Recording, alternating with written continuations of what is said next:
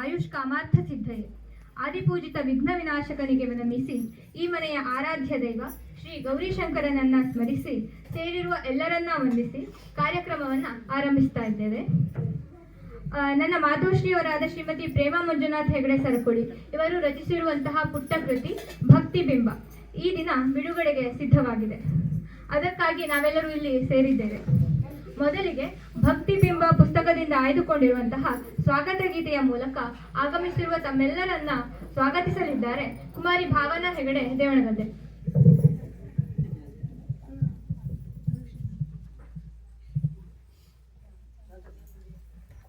ಸ್ವಾಗತ ಸುಜನರೇ ಸ್ವಾಗತ ನಿಮಗೆ, ಸ್ವಾಗತ ಸುಜನರೇ ಸ್ವಾಗತ ನಿಮಗೆ.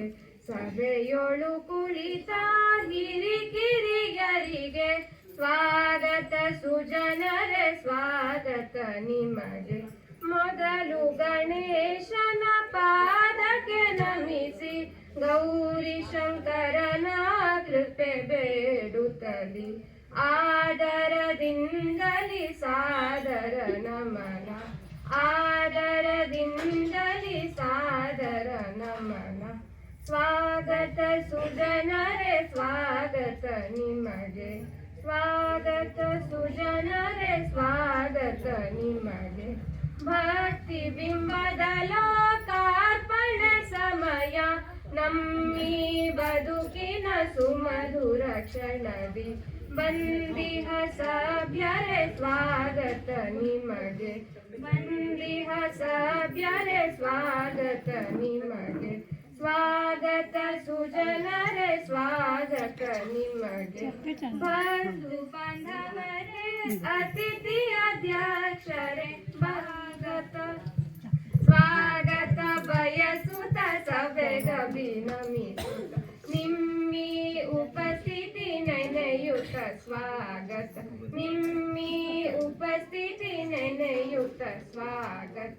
ಸ್ವಾಗತ ಸುಜನರೇ ಸ್ವಾಗತ ನಿಮಗೆ. ಸಭೆಯೊಳು ಕುಳಿತ ಹಿರಿಕಿರಿಯರಿಗೆ ಸ್ವಾಗತ ಸುಜನರೇ ಸ್ವಾಗತ ನಿಮಗೆ, ಸ್ವಾಗತ ಸುಜನರೇ ಸ್ವಾಗತ ನಿಮಗೆ. ಸುಂದರ ರಚನೆಯನ್ನ ಸುಮಧುರವಾಗಿ ಹಾಡಿ ಸ್ವಾಗತ ಕೋರಿದ ಭಾವನಾ ಇವರಿಗೆ ತುಂಬ ಹೃದಯದ ಧನ್ಯವಾದಗಳು. ವೇದಿಕೆಯಲ್ಲಿ ಆಸೀನರಾದಂತಹ ಗಣ್ಯರನ್ನ ಹಾಗೂ ಸಭೆಯಲ್ಲಿರುವಂತಹ ಎಲ್ಲರನ್ನ ಸ್ವಾಗತಿಸಬೇಕಾಗಿ ಶ್ರೀ ಸೀತಾರಾಮ್ ಹೆಗಡೆ ಸರಕುಳಿ ಇವರಲ್ಲಿ ವಿನಂತಿಸಿಕೊಳ್ತಾ ಇದ್ದೇನೆ. ಸರ್ವೇಭ್ಯೋ ನಮಃ. ಸಂಗೀತ ಸಾಹಿತ್ಯ ಕಲಾವಿಹೀನ ಸಾಕ್ಷಾತ್ ಪಶು ಸಮಾನ ಅಂತ ಹೊಂದಿದೆ. ಆ ದೃಷ್ಟಿಯಲ್ಲಿ ಹಳ್ಳಿಗಳಲ್ಲೂ ಸಾಹಿತ್ಯ, ಸಂಗೀತ, ಕಲೆ ಇವು ಬೆಳವಣಿಗೆ ಆಗ್ತಾ ಇದೆ ಅಂತಂದರೆ ಅದು ನಮ್ಮ ಸಂಸ್ಕೃತಿ ಸಂಸ್ಕಾರ ಮೇಲ್ಮಟ್ಟಕ್ಕೆ ಹೋಗ್ತಾ ಇದೆ ಅನ್ನುವಂಥದ್ದು ಒಂದು ಸೂಚನೆ. ಆ ದಿಸೆಯಲ್ಲಿ ಇಂದಿನ ಈ ಪುಸ್ತಕ ಬಿಡುಗಡೆ ಸಮಾರಂಭದ ಅಧ್ಯಕ್ಷರಾಗಿ ಬರಬೇಕು, ಒಳ್ಳೆಯ ಹಿತನುಡಿಗಳನ್ನು ಆಡಬೇಕು ಅಂತ ಕೇಳಿಕೊಂಡಾಗ ವಿದ್ವಾನ್ ಶ್ರೀ ವಿಶ್ವನಾಥ್ ಭಟ್ ನೀರ್ಗಾನ್ ಅವರು ಕಾರ್ಯಕ್ರಮಕ್ಕೆ ಆಗಮಿಸಿದ್ದಾರೆ.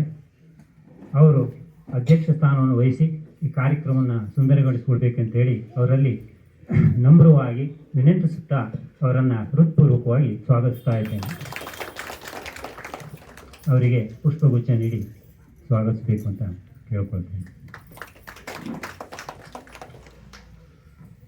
ಹಾಗೆ ಇಂದಿನ ಈ ಕಾರ್ಯಕ್ರಮಕ್ಕೆ ಮುಖ್ಯ ಅತಿಥಿಗಳಾಗಿ ಶ್ರೀ ಸುಬ್ರಾಯ್ ಮತ್ತಿಹಳ್ಳಿ ಅವರು ಹೈಸ್ಕೂಲಿಗೆ ಹೋಗುವಾಗ ನಮ್ಮ ಮನೆಯಲ್ಲಿ ಉಳ್ಕೊಂಡು ಹೋಗಿದ್ದರು.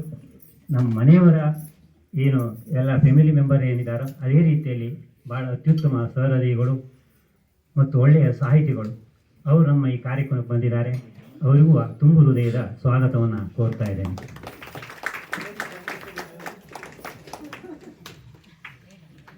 ಇವರಿಗೆ ನಮ್ಮ ಅಣ್ಣ ಪರಮೇಶ್ವರ ರೆಡ್ಡಿಯವರು ಪುಷ್ಪಗುಚ್ಛ ಒತ್ತಿ ನೀಡಿ ಸ್ವಾಗತಿಸಿದ್ದಾರೆ. ಧನ್ಯವಾದಗಳು. ಹಾಗೆಯೇ ಇಂದಿನ ಈ ಕಾರ್ಯಕ್ರಮಕ್ಕೆ ಹಿರಿಯ ಪತ್ರಕರ್ತರಾದಂಥ ಶ್ರೀ ಅಶೋಕ್ ಹಾಸ್ಯಗಾರ್ ಅವರು ಸಹ ಆಗಮಿಸಿದ್ದಾರೆ. ಅವರಿಗೂ ನಿಮ್ಮೆಲ್ಲರ ಪರವಾಗಿ ಹೃತ್ಪೂರ್ವಕವಾದಂಥ ಸ್ವಾಗತವನ್ನು ಕೋರ್ತಾ ಇದ್ದೇನೆ.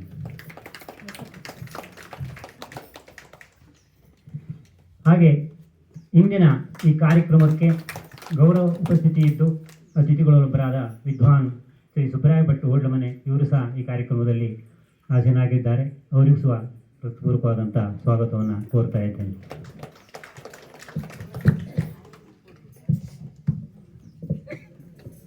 ನಾಗರತ್ನ ಭಟ್ಟಿಯವರು ಪುಷ್ಪಗುಚ್ಛ ಕೊಟ್ಟು ಸ್ವಾಗತ ಮಾಡ್ತಾ ಇದ್ದಾರೆ. ಹಾಗೆಯೇ ನಮ್ಮ ಈ ಮನೆಯ ಹಿರಿಯರಾದಂಥ ಶ್ರೀ ಲೋಕೇಶ್ವರ ಹೆಗಡೆ ನಮ್ಮ ಅಣ್ಣ ಅವರು ಈ ಕಾರ್ಯಕ್ರಮದಲ್ಲಿ ಭಾಗವಹಿಸಿದ್ದಾರೆ. ಅವರಿಗೂ ಸಹ ಹೃತ್ಪೂರ್ವಕವಾದಂಥ ಸ್ವಾಗತವನ್ನು ಕೊಡ್ತಾ ಇದ್ದೇನೆ. ಅವರಿಗೆ ಅವರ ಧರ್ಮಪತ್ನಿಯಾದ ಶ್ರೀಮತಿ ಭವಾನಿ ಹೆಗಡೆ ಇವರು ಪುಷ್ಪಗುಚ್ಛ ನೀಡಿ ಸ್ವಾಗತಿಸ್ತಾ ಇದ್ದಾರೆ. ಹಾಗೆಯೇ ಇಂದಿನ ಈ ಕಾರ್ಯಕ್ರಮದಲ್ಲಿ ಶ್ರೀ ವೆಂಕಟರಮಣ ಹೆಗಡೆ, ಡಾಕ್ಟರ್ ವೆಂಕಟರಮಣ ಹೆಗಡೆ ಇವರು ಸಹ ಈ ಕಾರ್ಯಕ್ರಮದಲ್ಲಿ ಭಾಗವಹಿಸಿದ್ದಾರೆ. ದೇವಣಗದ್ದೆ ಇವರು ಸಂಸ್ಕೃತ ಕಾಲೇಜಿನ ಉಪನ್ಯಾಸಕರು ಮೈಸೂರಲ್ಲಿ. ಅವರನ್ನು ಸಹ ಹೃತ್ಪೂರ್ವಕವಾಗಿ ಸ್ವಾಗತಿಸ್ತಾ ಇದ್ದೇನೆ. ಅವರಿಗೆ ಶ್ರೀಮತಿ ದೀಪ್ತಿ ಹೆಗಡೆಯವರು ಪುಷ್ಪಗುಚ್ಛ ನೀಡಿ ಸ್ವಾಗತಿಸ್ತಾ ಇದ್ದಾರೆ. ಹಾಗೆಯೇ ಇಂದಿನ ಈ ಕಾರ್ಯಕ್ರಮದ ಮುಖ್ಯ ಕೇಂದ್ರ ಬಿಂದು ಆದಂಥ ಶ್ರೀಮತಿ ಪ್ರೇಮಾ ಮಂಜುನಾಥ್ ಹೆಗಡೆ ಈ ಪುಸ್ತಕದ ರಚನೆ ಮಾಡಿದವಳು. ಅವರಿಗೂ ಸಹ ನಮ್ಮೆಲ್ಲರ ಪರವಾಗಿ ಹೃತ್ಪೂರ್ವಕವಾದಂಥ ಸ್ವಾಗತವನ್ನು ಕೋರ್ತಾ ಇದ್ದೇನೆ. ಅವರಿಗೆ ಅವರ ಸೊಸೆಯಾದ ನಂದಿನಿ ಭಟ್ಟಿಯವರು ಪುಷ್ಪಗುಚ್ಛ ನೀಡಿ ಸ್ವಾಗತಿಸ್ತಾ ಇದ್ದಾರೆ. ಹಾಗೆಯೇ ಪ್ರೇಮಾ ಹೆಗಡೆಯವರ ಧರ್ಮ ಪತಿ, ಹಾಗೆ ಪತ್ನಿ ಅಲ್ಲ ಧರ್ಮಪತಿ, ಅವರು ಈ ಕಾರ್ಯಕ್ರಮದಲ್ಲಿ ಭಾಗವಹಿಸಿದ್ದಾರೆ. ಅವರಿಗೂ ಸಹ ಅವರ ಮಗ ಪುಷ್ಪಗುಚ್ಛ ನೀಡಿ ಸ್ವಾಗತವನ್ನು ಕೋರಬೇಕು ಅಂತ ಕೋರ್ತಾ ಇದ್ದೇನೆ. ಅದರ ಜೊತೆಯಲ್ಲಿ ಈ ನಮ್ಮ ಮನೆಯ ಎಲ್ಲ ಕುಟುಂಬದವರು, ನಮ್ಮ ಸಂಬಂಧಿಕರು ಎಲ್ಲ ಸಹಭಾಗಿಗಳಾಗಿ ಕಾರ್ಯಕ್ರಮವನ್ನು ಚಂದಗಾಣಿಸಲಿಕ್ಕೆ ಆಗಮಿಸಿದ್ದೀರಿ. ತಮ್ಮೆಲ್ಲರನ್ನು ಇಲ್ಲಿ ಸ್ವಾಗತಿಸುತ್ತಾ ನನ್ನ ಈ ಚಿಕ್ಕ ಸ್ವಾಗತ ಭಾಷಣವನ್ನು ಮುಗಿಸ್ತಾ ಇದ್ದೇನೆ. ಧನ್ಯವಾದ.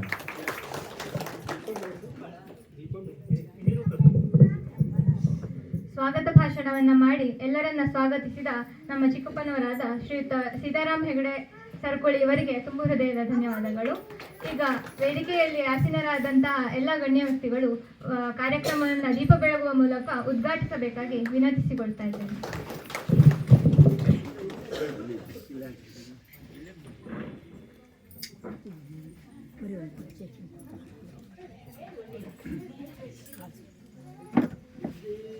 ಯಸ್ಸಜಾತವೇದೋ ಬಗ್ನಂ ನಿರರುತಿಂ ಮಮ ಅಶೋಕಶ್ಚ ಮಧ್ಯಮಾವಹ ಜೀವನಂ ಚ ದಿಶೋ ದಿಶಾ ಅಸತೋ ಮಾ ಸದ್ಗಮಯ ತಮಸೋ ಮಾ ಜ್ಯೋತಿರ್ಗಮಯ ಮೃತ್ಯೋರ್ಮಾಂ ಅಮೃತಂಗಮಯ. ಓಂ ಶಾಂತಿ ಶಾಂತಿ ಶಾಂತಿ.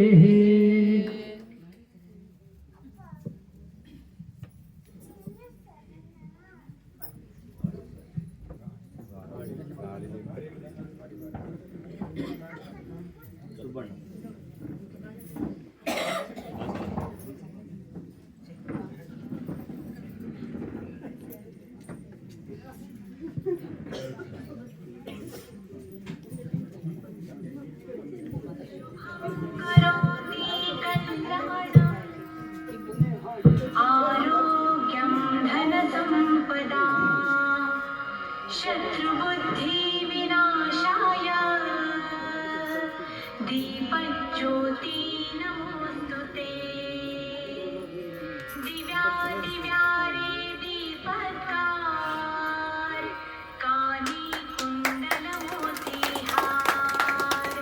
दिव्याला पाहून नमस्कार तिराते कापसाची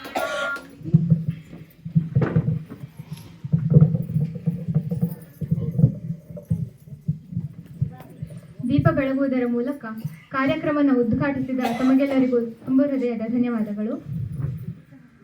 ಈಗ ಕಾರ್ಯಕ್ರಮದ ಮುಖ್ಯ ಸನ್ನಿವೇಶ ಭಕ್ತಿಬಿಂಬ ಪುಸ್ತಕವನ್ನು ಬಿಡುಗಡೆಗೊಳಿಸುವಂತಹ ಸಮಯ. ತಮ್ಮೆಲ್ಲರ ಸಮ್ಮುಖದಲ್ಲಿ ಈ ಒಂದು ಬಿಡುಗಡೆಯನ್ನ ನೆರವೇರಿಸಿಕೊಡಬೇಕಾಗಿ ಅಧ್ಯಕ್ಷರಾದಂತಹ ವಿದ್ವಾನ್ ವಿಶ್ವನಾಥ್ ಭಟ್ ಇವರಲ್ಲಿ ಕೇಳಿಕೊಳ್ತಾ ಇದ್ದೇನೆ.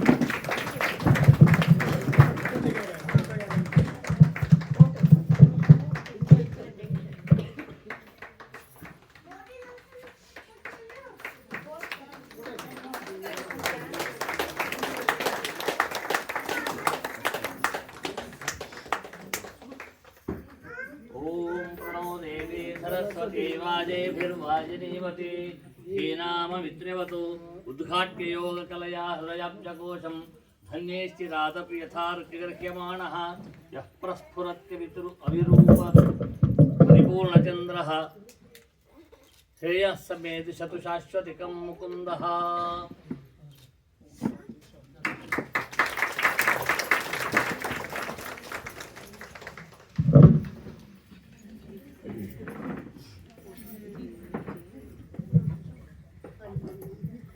ಎಲ್ಲರಿಗೂ ಧನ್ಯವಾದಗಳು. ಮೊದಲನೇದಾಗಿ ನಮ್ಮ ಮನೆಯ ಹಿರಿಯರಾದ ಶ್ರೀ ಲೋಕೇಶ್ವರ್ ರಾಮಚಂದ್ರ ಹೆಗಡೆ ಸರಕುಳಿ ಇವರು ತಮ್ಮ ಒಂದೆರಡು ಅನಿಸಿಕೆಯನ್ನ ಮಾತನಾಡಬೇಕಾಗಿ ಕೇಳ್ಕೊಳ್ತಾ ಇದ್ದೇನೆ.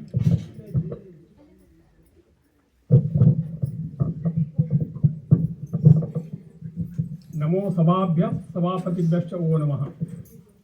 ಸಭೆಯಲ್ಲಿದ್ದ ಎಲ್ಲ ಸಭಾಸದರಿಗೂ ಸಭಾ ಅಧ್ಯಕ್ಷರಿಗೂ ನಮಸ್ಕಾರ.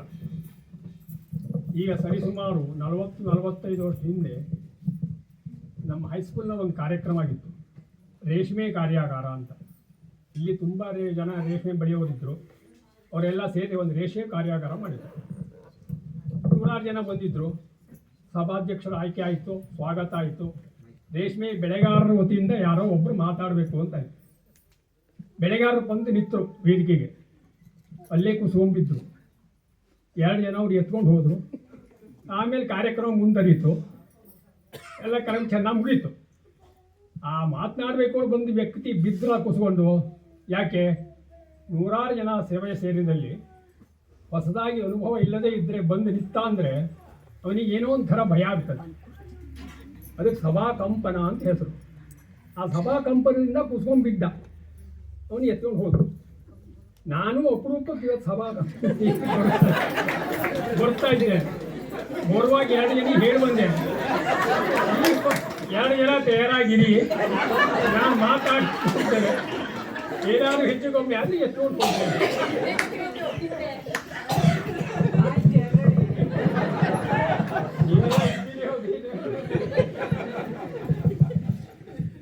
ಇವತ್ತು ಟಿವಿ, ಮೊಬೈಲು, ಒತ್ತಡ ಜೀವನ, ಇದರೊಳಗೆ ಎಲ್ಲರೂ ತುಂಬಿ ಹೋಗಿದ್ದಾರೆ. ಪ್ರತಿಯೊಬ್ಬರು ಒತ್ತಡ ಜೀವನ, ಮೊಬೈಲು, ಟಿವಿ ಹೊರತಾಗಿ ಬೇರೆ ಏನೂ ಇಲ್ಲ. ಇಂಥ ಒಂದು ಸಂದರ್ಭದಲ್ಲಿ ಒಂದು ದೈವ ಚಿಂತನೆ ನಿಮಿತ್ತ ಹಾಡು ಭಜನೆ ರಚಿಸಬೇಕು ಮನೆಯಲ್ಲಿ ಯೋಜನೆ ಬಂದಿದ್ದೇ ಒಂದು ದೊಡ್ಡ. ಅದಕ್ಕೊಂದು ಧನ್ಯವಾದ.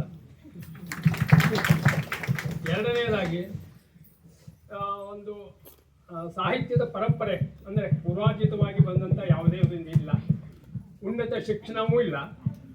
ಆದರೂ ಅದನ್ನು ಪ್ರಯತ್ನಪೂರ್ವಕವಾಗಿ ರಚಿಸಿದ್ದಾರಲ್ಲ.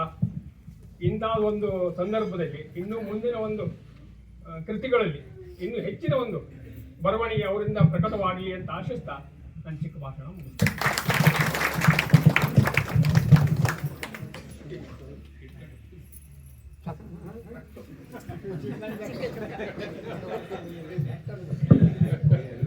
ಚಿಕ್ಕದಾಗಿ ಚೊಕ್ಕದಾಗಿ ತಮ್ಮ ಅನಿಸಿಕೆಯನ್ನು ಹಂಚಿಕೊಂಡ ದೊಡ್ಡಪ್ಪನವರಿಗೆ ಧನ್ಯವಾದಗಳು. ಈಗ ವೇದಿಕೆ ಮೇಲೆ ಆಸೀನರಾದಂತಹ ಮುಖ್ಯ ಅತಿಥಿಗಳಾದ ಶ್ರೀ ಸುಬ್ರಾಯ ಹೆಗಡೆ ಮತ್ತಿಹಳ್ಳಿಯವರು ಒಂದೆರಡು ಮಾತನಾಡಬೇಕಾಗಿ ಕೇಳ್ಕೊಳ್ತೇನೆ.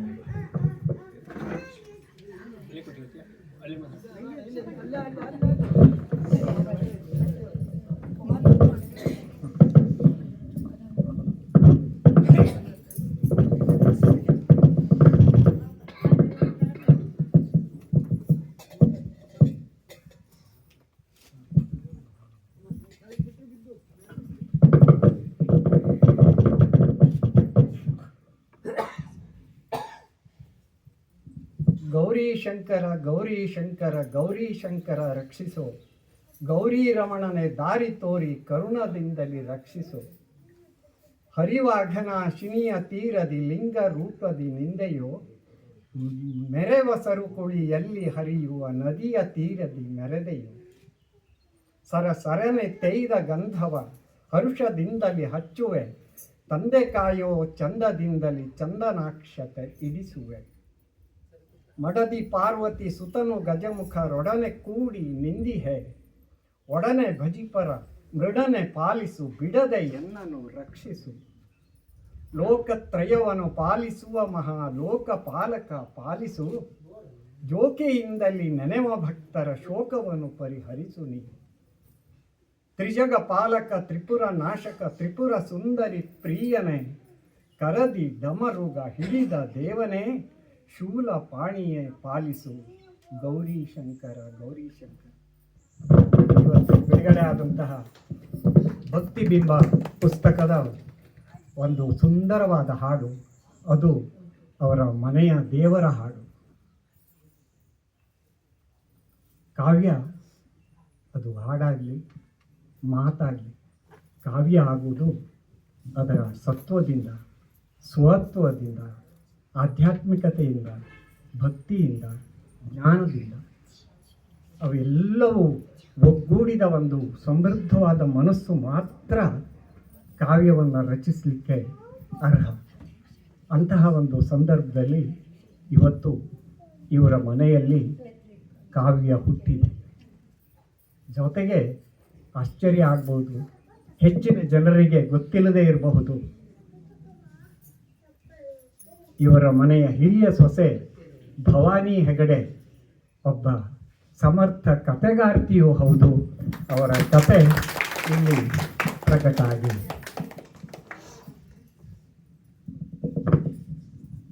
ಇಡೀ ಮನುಷ್ಯನ ಮಾತು ಸೋತಾಗ ಮಾತೆ ಮಾತನಾಡಲಿಕ್ಕೆ ಶುರು ಮಾಡ್ತಾಳಂತೆ. ಮಾತೆ ಮಾತನಾಡುವುದು ಕಡಿಮೆ ಸಾರ್ವಜನಿಕವಾಗಿ. ಅಲ್ಲಿ ಪೂರ್ತಿ ಗಂಡುಮಯ ಅದು. ಅಲ್ಲಿ ಕ್ರೌರ್ಯ ಜಾಸ್ತಿ, ದ್ವೇಷ ಜಾಸ್ತಿ, ಶತ್ರುತ್ವ ಜಾಸ್ತಿ. ಅವೆಲ್ಲದರ ನಡುವೆ ತಾಯ್ತನದ ಕರುಣೆ ಉಂಟಲ್ಲ, ಅದು ಆಗಾಗ ಅತ್ಯಂತ ಅವಶ್ಯ. ನನಗೆ ಒಂದು ಉದಾಹರಣೆಯನ್ನು ಕೊಡಬೇಕು ಅಂತ ಅನ್ನಿಸ್ತದೆ.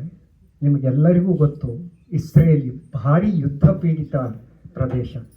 ಕಳೆದ 50 ವರ್ಷದಿಂದ ಯುದ್ಧದಲ್ಲಿಯೇ ನಿರತರಾಗಿರುವಂಥದ್ದು ಇಸ್ರೇಲಿನ ಕತೆ. ಪ್ರತಿ ಮನೆಯ ಹೆಣ್ಣು, 18 ವರ್ಷದ ಮೇಲ್ಪಟ್ಟಂತಹ ಹೆಣ್ಣು ಗಂಡು ಎಲ್ಲರೂ ಅಲ್ಲಿ ಸೈನಿಕರೇ. ಯಾಕೆಂದರೆ ಅಲ್ಲಿ ಇರೋದೇ 90 ಲಕ್ಷ ಜನಸಂಖ್ಯೆ. ಅಲ್ಲಿ 3-4 ವರ್ಷಗಳ ಹಿಂದೆ ಒಂದು ಯುದ್ಧ ಸಹಜವಾಗಿ ನಡೀತಾ ಇರ್ತದೆ. ಒಬ್ಬಳು ತಾಯಿ ಎಳೆ ಶಿಶುವನ್ನು ಬೆನ್ನಿಗೆ ಕಟ್ಕೊಂಡು ರೈಫಲ್ ಹಿಡಿದು ಯುದ್ಧಕ್ಕೆ ಹೋಗ್ತಾಳೆ. ಹಲವಾರು ಸೈನಿಕರಿಗೆ ಗಾಯಗೊಳಿಸ್ತಾಳೆ. ಅಕಸ್ಮಾತ್ ಒಂದು ಸೈನಿಕ ಮಾತ್ರ ಎದುರು ಬಂದು ಇವಳಿಗೆ ಗುಂಡು ಹೊಡಿಲಿಕ್ಕೆ ಶತ್ರು ಸೈನಿಕ ಬಂದ್ಬಿಡ್ತಾನೆ. ತಕ್ಷಣದಲ್ಲಿ ಬಂದೂಕು ಹಿಡಿದ ಕೈಗೆ ಗುಂಡು ಹೊಡೆದು ಅವಳು ಆ ಬಂದೂಕನ್ನು ಕೆಳಗೆ ಕೆಡಗಿ ಅವನನ್ನು ಕೆಳಗೆ ಬೀಳಿಸಿ ಅವನ ಕುತ್ತಿಗೆ ಮೇಲೆ ಕಾಲಿಟ್ಟು ತನ್ನ ಬಂದೂಕನ್ನು ಎತ್ತಾಳೆ. ಆಗ ಆ ಸೈನಿಕ ಹೇಳ್ತಾನೆ, ತಾಯಿ ನನ್ನನ್ನು ರಕ್ಷಣೆ ಮಾಡು, ನನಗೆ ಜೀವ ಕೊಡು ಅಂತ. ಆಗ ಅವಳಿಗೆ ತಾಯ್ತನ ಜಾಗೃತ ಆಗ್ತದೆ. ಹೋಗು ಅಂತ ಕಳಿಸ್ತಾಳೆ, ಬಿಡುಗಡೆ ಮಾಡಿ ಕಳಿಸ್ತಾಳೆ. ಆದರೆ ಒಬ್ಬ ಹೆಣ್ಣಿಂದ ಸೋತು ಬಂದೆ ಅಂತ ವಿರೋಧಿ ಸೈನಿಕರು ಅವನನ್ನು ಗುಂಡು ಹಚ್ಚಿಕೊಳ್ತಾರೆ. ಇಸ್ರೇಲಿ ಕಮಾಂಡರ್ ಏನಿದ್ದಾನೆ ಅವನು ಕೈಗೆ ಸಿಕ್ಕ ಸೈನಿಕನನ್ನು ಕೊಲ್ಲದೆ ಯಾಕೆ ಬಿಟ್ಟೆ ಅಂತ ಅವಳನ್ನು ಅರೆಸ್ಟ್ ಮಾಡ್ತಾನೆ. ಆಗ ಆ ಮಹಿಳೆ ಹೇಳ್ತಾಳೆ, ಮಹಿಳೆ ಹುಟ್ಟಿದ್ದು ಕೊಲ್ಲಿಕ್ಕಲ್ಲ, ಜೀವ ಕೊಡಲಿಕ್ಕೆ, ಜೀವವನ್ನು ಹುಟ್ಟಿಸ್ಲಿಕ್ಕೆ ಅಂತ. ಒಂದು ಐತಿಹಾಸಿಕವಾದಂತಹ ಮಾತನ್ನು ಅವಳು ಆಡ್ತಾಳೆ. ಆ ಮಾತು ಜಗತ್ಪ್ರಸಿದ್ಧ ಆಗ್ತದೆ. ಇಲ್ಲಿ ತಾಯಿ ಮಾತಾಡಿದ್ದಾಳೆ.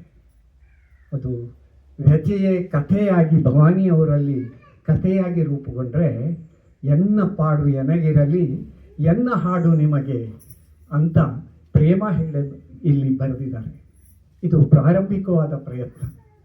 ಒಂದು ಮಗು ಹುಟ್ಟಿದ ಕೂಡಲೇ ನಾವು ಅದರ ಸೌಂದರ್ಯ, ಅದರ ಸುಪುಷ್ಟತೆ ಎಲ್ಲವನ್ನು ಕಂಡಾಗ ಈ ಮಗುವಿಗೊಂದು ದೊಡ್ಡ ಭವಿಷ್ಯವಿದೆ ಅಂತ ಆಗಲೇ ನಾವು ಏನು ನೆನೆಸ್ಕೊಳ್ತೇವೋ ಹೇಳ್ತೇವೋ, ಹಾಗೆ ಈ ಭಕ್ತಿ ಬಿಂಬ ಅನ್ನೋದು ಭಕ್ತಿ ಪರಿಪೂರ್ಣವಾಗಿ ಆವಾಹಿಸಿಕೊಂಡು ಭಾಷೆಯ ಮೂಲಕ ಭಾವವನ್ನು ವ್ಯಕ್ತಪಡಿಸುವ ಬಹುದೊಡ್ಡ ಪ್ರಯತ್ನವನ್ನು ಪ್ರೇಮಾ ಹೆಗಡೆ ಮಾಡಿದ್ದಾರೆ. ಅದಕ್ಕಾಗಿ ಅವರಿಗೆ ಧನ್ಯವಾದವನ್ನು ಸಲ್ಲಿಸ್ತಾ ಇದ್ದೇನೆ. ಇಲ್ಲಿಯ ಕವನಗಳು ಛಂದೋಬದ್ಧ, ಲಯಬದ್ಧ, ದಾಟಿಬದ್ಧ ಮತ್ತು ಅತ್ಯಂತ ಸುಂದರವಾದ ಪ್ರತಿಮೆಗಳ ಮೂಲಕ ಹಾಡನ್ನು ಇಲ್ಲಿ ಅಭಿವ್ಯಕ್ತಿಸಿದ್ದಾಳೆ. ಇದು ಮುದ್ರಣಗೊಂಡಿದೆ ಅಷ್ಟೇ. ಈಗಾಗಲೇ ಅವಳ ಹೃದಯದ ಮೂಲಕ ಕಂಠದ ಮೂಲಕ ಆಲ್ರೆಡಿ ಇಡೀ ದಿನ ಹಾಡಿದ್ದು, ಅದು ಧ್ಯಾನಿಸಿದ್ದು, ದೇವರನ್ನು ಧ್ಯಾನಿಸ್ತಾ ಭಕ್ತಿಯನ್ನು ಹೆಚ್ಚಿಸಿಕೊಳ್ತಾ ತನ್ನನ್ನೇ ತಾನು ಒಂದು ಹಂತದಲ್ಲಿ ದೇವರು ಅನ್ನೋದು ಹೊರಗಿಲ್ಲ, ದೇಹೋ ದೇವಾಲಯ ಪ್ರೋಕ್ತೋ ಅಂತ, ಅದು ನಮ್ಮ ದೇಹದೊಳಗಿದೆ. ಈ ಜಗತ್ತಿನ ಎಲ್ಲ ಮನುಷ್ಯರು ನಡೆದಾಡುವ ದೇವರುಗಳೇ, ಆದರೆ ಒಳಗಿನ ದೇವರನ್ನು ಕಂಡುಕೊಳ್ಳುವಲ್ಲಿ ಇವರು ಕುರುಡರಾಗುವುದರಿಂದ ಮನುಷ್ಯರಾಗಿದ್ದಾರೆ ಅಷ್ಟೇ.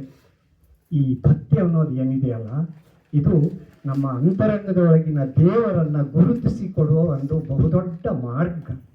ಆದರೆ ಆ ಭಕ್ತಿಯ ಧ್ಯಾನ ಉಂಟಲ್ಲ, ಆ ಭಕ್ತಿಯನ್ನು ಅನುಸಂಧಾನ ಮಾಡಿಕೊಳ್ಳೋದು ಉಂಟಲ್ಲ, ಆ ಭಕ್ತಿ ಅಂದರೆ ಏನು ಅಂತ ನಾವು ಅರ್ಥೈಸಿಕೊಳ್ಳೋದು ಏನಿದೆಯಲ್ಲ, ಅಲ್ಲಿದೆ ನಿಜವಾದ ಮನುಷ್ಯತ್ವ. ಆ ಭಕ್ತಿ ತನ್ನ ಕಣ್ಣು ತೆರೆದಾಗ ತನ್ನ ಅಂತರಂಗದ ಕತ್ತಲೆಯಲ್ಲಿರುವ ಆ ದೈವತ್ವ ಇದೆಯಲ್ಲ, ಆ ದೈವತ್ವ ತನ್ನನ್ನು ತಾನೇ ಕಾಣಿಸಿಕೊಳ್ಳಿಕ್ಕೆ ಶುರುವಾಗ್ತದೆ. ಮೊನ್ನೆ ಒಬ್ಬ ಮರ್ಫಿ ಅನ್ನೋ ಒಬ್ಬ ಸಂಶೋಧಕ ಬಹಳ ಒಳ್ಳೆಯ ಒಂದು ಸಂಶೋಧನೆಯ ಪುಸ್ತಕ ಬಂತು, ಪ್ರಾರ್ಥನೆ ಅಂತ ಆ ಪುಸ್ತಕದ ಹೆಸರು. ಆತ ನಮ್ಮ ಬೌದ್ಧ, ವೈದಿಕ, ಕ್ರಿಶ್ಚಿಯನ್, ಮುಸ್ಲಿಂ ಎಲ್ಲ ಧರ್ಮ ಗ್ರಂಥಗಳನ್ನು ಅಭ್ಯಾಸ ಮಾಡಿ ಆ ಜನಾಂಗದ ನಡುವೆ ವಾಸಿಸಿ ಪ್ರಾರ್ಥನೆಯನ್ನು ಅಧ್ಯಯನ ಮಾಡ್ತಾ ಒಂದು ಪ್ರಾರ್ಥನಾ ಶಾಸ್ತ್ರ ಅಂತ ಒಂದು ಹುಟ್ಟು ಹಾಕ್ತಾನೆ. ಯಾವುದೇ ಒಬ್ಬ ವ್ಯಕ್ತಿ ಪ್ರಾರ್ಥನೆಯ ಮೂಲಕ ತನ್ನೆಲ್ಲ ಆಸೆಗಳನ್ನು ಬಗೆಹರಿಸಬಹುದು, ಮತ್ತೊಬ್ಬ ಶತ್ರುವನ್ನು ಕೂಡ ಒಳ್ಳೆಯವನನ್ನಾಗಿ ಮಾಡಬಹುದು. ಅದು ಹೇಗೆ? ತನ್ನ ಆತ್ಮಕ್ಕೆ ತಾನೇ ಉದ್ದೇಶಿಸಿ ಮಾತನಾಡುವ ಮೂಲಕ ಅಂತ. ಅದು ನಮ್ಮ ಪರಂಪರೆಯಲ್ಲಿಯೂ ಕೂಡ ಹಾಗೇನೆ. ನಾವು ಒಂದು ಕಲ್ಲಾಗಿ ದೇವರನ್ನು ನೋಡೋದು ಒಂದು ಸಾಂಕೇತಿಕ ಅಷ್ಟೇ, ನಮಗೆ ನಾವೇ ಹೇಳಿಕೊಳ್ಳುವಂಥದ್ದು. ಅದು ನಮ್ಮ ಕಷ್ಟವನ್ನು ಪರಿಹರಿಸುವಂತೆ ಕೇಳೋದು ಅಂದರೆ ನಮ್ಮ ಒಳಗಿನ ದೇವತ್ವವನ್ನೇ ಜಾಗೃತಗೊಳಿಸ್ತಾ ಆ ದೇವತ್ವಕ್ಕೆ ನಾವು ಪ್ರಾರ್ಥಿಸಿಕೊಳ್ಳುವಂಥದ್ದು. ಅಂತಹ ಒಂದು ಒಳ್ಳೆಯ ಕೆಲಸವನ್ನು ಇವತ್ತಿನ ಈ ಕ್ಲಿಷ್ಟವಾದ ಸಂದರ್ಭದಲ್ಲಿ ಓದೇ ದೂರ ಹೋಗಿ ಕೇವಲ ನೋಟ ಒಂದೇ ಉಳಿದಿರುವ ಈ ಸಂದರ್ಭದಲ್ಲಿ ಮತ್ತೊಂದು ಮುದ್ರಿತ ಪುಸ್ತಕ ನಮ್ಮ ಕಣ್ಣೆದುರು ಬಂದಿದೆ. ಅದೇ ರೀತಿ ಭವಾನಿಯವರು ಕತೆ ಬರೆದಿದ್ದು ಡಿಜಿಟಲ್ ಜಗತ್ತಿನಲ್ಲಿ, ಫೇಸ್ಬುಕ್ಗಳಲ್ಲಿ, ಅದು ಮುದ್ರಿತ ಪುಸ್ತಕವಾಗಿ ಇವತ್ತು ನಮ್ಮ ಕಣ್ಣೆದುರು ನಿಂತಿದೆ. ಹೀಗೆ ಇಲ್ಲಿ ಒಂದು ಕಥಾಶೈಲವಾಗ್ತಾ ಇದೆ, ಕಾವ್ಯಶೈಲವಾಗ್ತಾ ಇದೆ. ನನಗೆ ಯಾಕೆ ಇನ್ನಷ್ಟು ಆತ್ಮಸಂತೋಷ ಅಂದರೆ, ನನಗೆ ಇದು ಅನ್ನ ಕೊಟ್ಟ ಮನೆ, ಅಕ್ಷರ ಕೊಟ್ಟ ಮನೆ. ಹಾಗೆ ನೂರಾರು ವಿದ್ಯಾರ್ಥಿಗಳಿಗೂ ಕೂಡ ಅನ್ನ ಅಕ್ಷರಗಳನ್ನು ಧಾರೆ ಎರೆದಂತಹ ಒಂದು ಸುಂದರವಾದ, ಸಮೃದ್ಧವಾದ, ಸಚ್ಚಾರಿತ್ರ್ಯವುಳ್ಳಂತಹ, ಭಕ್ತಿಮಯವಾದಂತಹ ಈ ಕುಟುಂಬ ಏನಿದೆಯಲ್ಲ, ಈ ಕುಟುಂಬದ ಹಿನ್ನೆಲೆಯೂ ಕೂಡ ಅಷ್ಟೇ ದೊಡ್ಡದು. ಇಲ್ಲಿ ಒಬ್ಬ ಕವಿ ಹುಟ್ಟಿದರೆ ಆಶ್ಚರ್ಯವೇ ಇಲ್ಲ, ಚಿಂತಕ ಹುಟ್ಟಿದರೆ ಆಶ್ಚರ್ಯವೇ ಇಲ್ಲ, ಆಧ್ಯಾತ್ಮದ ಮನುಷ್ಯ ಹುಟ್ಟಿದರೆ ಅದು ಆಶ್ಚರ್ಯವೇ ಇಲ್ಲ. ಯಾಕೆಂದರೆ ಅಷ್ಟರ ಮಟ್ಟಿಗೆ ಪೂಜೆ, ಭಕ್ತಿ, ಪ್ರಾರ್ಥನೆ, ಆಧ್ಯಾತ್ಮಿಕತೆ ಬೆಳೆದು ಬಂದಂಥದ್ದು. ವಿಶ್ವನಾಥ ಭಟ್ರು, ನಾನು ಎಲ್ಲರೂ ನಮ್ಮ ಬಾಲ್ಯವನ್ನು ಇಲ್ಲಿ ನಮ್ಮ ತುಂಟಾಟಗಳನ್ನು ಮಾಡಿದ್ದೇ ಈ ಮಣ್ಣಲ್ಲಿ. ಹಾಗಾಗಿ ನನಗೆ ಒಂದು ಹಂತದಲ್ಲಿ ನಾನು ನನ್ನನ್ನು ಆಶೀರ್ವದಿಸಿದಂತಹ ಈ ಕುಟುಂಬದ ಎದುರು ಮಾತಾಡಲಿಕ್ಕೆ ಶಕ್ಯವೇ ಅನ್ನೋ ಪ್ರಶ್ನೆ ಕೂಡ ನನ್ನೊಳಗೆ ಮೂಡಿ ಹೋಯಿತು. ಅತ್ಯಂತ ಖುಷಿಯ ಸಂದರ್ಭ ಏನಂದರೆ, ಈ ಮನೆ ಒಳಗೆ ಕಾವ್ಯ ಹುಟ್ಟುತ್ತಾ ಇದೆಯಲ್ಲ, ಕತೆ ಹುಟ್ಟುತ್ತಾ ಇದೆಯಲ್ಲ, ಇದು ಮತ್ತಷ್ಟು ಖುಷಿ ಕೊಡುವಂಥದ್ದು. ಒಂದು ಮಗು ಹುಟ್ಟಿದಷ್ಟು ಸಂಭ್ರಮ ಇದು. ಈ ಮಗುವನ್ನು ತೊಟ್ಟಿಲಿಗೆ ಹಾಕುವ ಒಂದು ಸಂಪ್ರದಾಯ ಧಾರವಾಡ ಕಡೆ ಇದೆ. ಸೋದರ ಮಾವ, ಸೋದರ ಅತ್ತೆ ಸೇರಿ ತೊಟ್ಟಿಲಿಗೆ ಹಾಕುವ ಕ್ರಿಯೆಯನ್ನು ಮಾಡ್ತಾರೆ. ಈಗ ಹುಟ್ಟಿದ ಈ 2 ಶಿಶುಗಳನ್ನು ವಿಶ್ವನಾಥ ಭಟ್ರು ನಾವೆಲ್ಲ ಸೇರಿ ಸೋದರ ಮಾವಂದರು, ಸೋದರ ಅತ್ತೆಯರಾಗಿ ತೊಟ್ಟಿಲಿಗೆ ಹಾಕ್ತಾ ಅತ್ಯಂತ ಖುಷಿಯಿಂದ ಈ ಮಗು ಇನ್ನೂ ಎತ್ತರಕ್ಕೆ ಬೆಳೀಲಿ, ಇನ್ನೂ ದೊಡ್ಡ ಸಾಧಕ ಆಗಲಿ, ಕಾವ್ಯದ ತನ್ನ ಕೀರ್ತಿ ಶಿಖರವನ್ನು ಮುಟ್ಟಲಿ ಅಂತ ಹಾರೈಸುವ ಮೂಲಕ ಈ ಪುಸ್ತಕದ ಬಗೆಗೆ ನಾನು ಮಾತಾಡಿದೆ. ಅದರ ಜೊತೆಗೆ ಇನ್ನೊಂದು ಉದಾಹರಣೆಯನ್ನು, ಜಗತ್ಪ್ರಸಿದ್ಧ ಉದಾಹರಣೆ, ಅದರ ಕನ್ನಡದ ಒಂದು ಜಾನಪದ ಕತೆ ಇಂಗ್ಲೀಷಿಗೆ ಅನುವಾದ ಆಗ್ತದೆ. ಇಂಗ್ಲೆಂಡಿನ ಆದ್ಯಂತ ಅದು ಕುತೂಹಲ ಕೆರಳಿಸ್ತದೆ. ಆ ಕಥೆಯ ಮೇಲೆ ವ್ಯಾಖ್ಯಾನಗಳು ಸಾಕಷ್ಟು ಬಂದ್ಬಿಟ್ಟಿದ್ದಾವೆ. ಅದು ಏನಪ್ಪ ಕತೆ ಅಂದರೆ, ಒಬ್ಬ ಅಜ್ಜಿ ಇರ್ತಾಳೆ, ಒಂದು ಹಳ್ಳಿಯಲ್ಲಿ ಅಜ್ಜಿ ಇರ್ತಾಳೆ. ಆ ಅಜ್ಜಿಯ ವಿಶೇಷ 90 ವರ್ಷದ ಅಜ್ಜಿ. ಆ ಅಜ್ಜಿಯ ವಿಶೇಷ ಏನು ಅಂದರೆ ಹಾಡು ಹಾಡೋದು, ಸುಂದರವಾಗಿ ಹಾಡು ಹಾಡೋದು, ಆಮೇಲೆ ಕತೆ ಹೇಳೋದು. ಅವಳ ಕತೆ ಮತ್ತು ಹಾಡು 10 ಮೈಲ್ ದೂರದಿಂದ ಕೇಳಲಿಕ್ಕಾಗಿ ಬರ್ತಾರೆ. ಕಷ್ಟದಲ್ಲಿರುವವರು ಬರ್ತಾರೆ ತನ್ನ ಕಷ್ಟ ಮರೀಲಿಕ್ಕೆ, ಖುಷಿಯಲ್ಲಿರುವವರು ಇನ್ನಷ್ಟು ಖುಷಿ ಆಗಲಿಕ್ಕೆ ಅಜ್ಜಿ ಹತ್ರ ಬರ್ತಾರೆ. ಅವರು ಮನೆ ತುಂಬ ಜನ, ಇಡೀ ದಿನ ಜನ ಬಂದು ಅಜ್ಜಿ ಕತೆ ಹೇಳು, ಅಜ್ಜಿ ಹಾಡು ಹೇಳು ಅಂತ. ಅವರು ಮನೆಯಲ್ಲಿ ಒಬ್ಬಳು ಸೊಸೆ ಇರ್ತಾಳೆ, ಅವಳಿಗೆ ಹೊಟ್ಟೆ ಕಿಚ್ಚು ಬಂತು. ಇಂತಹ ಸಹಾಯುವಂಥ ಈ ಮುದಿ ಅಜ್ಜಿಗೆ ಇಷ್ಟೆಲ್ಲ ಜನಪ್ರಿಯತೆ, ಹೊಟ್ಟೆ ಕಿಚ್ಚು ಬಂದು ಅವಳು ಜೋರು ಕೊಡ್ತಾಳೆ, ನೀ ಇನ್ನು ಮೇಲೆ ಒಂದೂ ಮಾತಾಡಲಿಕ್ಕಿಲ್ಲ, ಒಂದು ಹಾಡು ಹೇಳಲಿಕ್ಕೂ ಇಲ್ಲ, ಬಾಯಿ ಮುಚ್ಕೊಂಡಿದ್ದರೆ ನಿನಗೆ ಊಟ, ಇಲ್ಲದೆ ಹೋದ್ರೆ ಉಪವಾಸ ಅಂತಾಳೆ.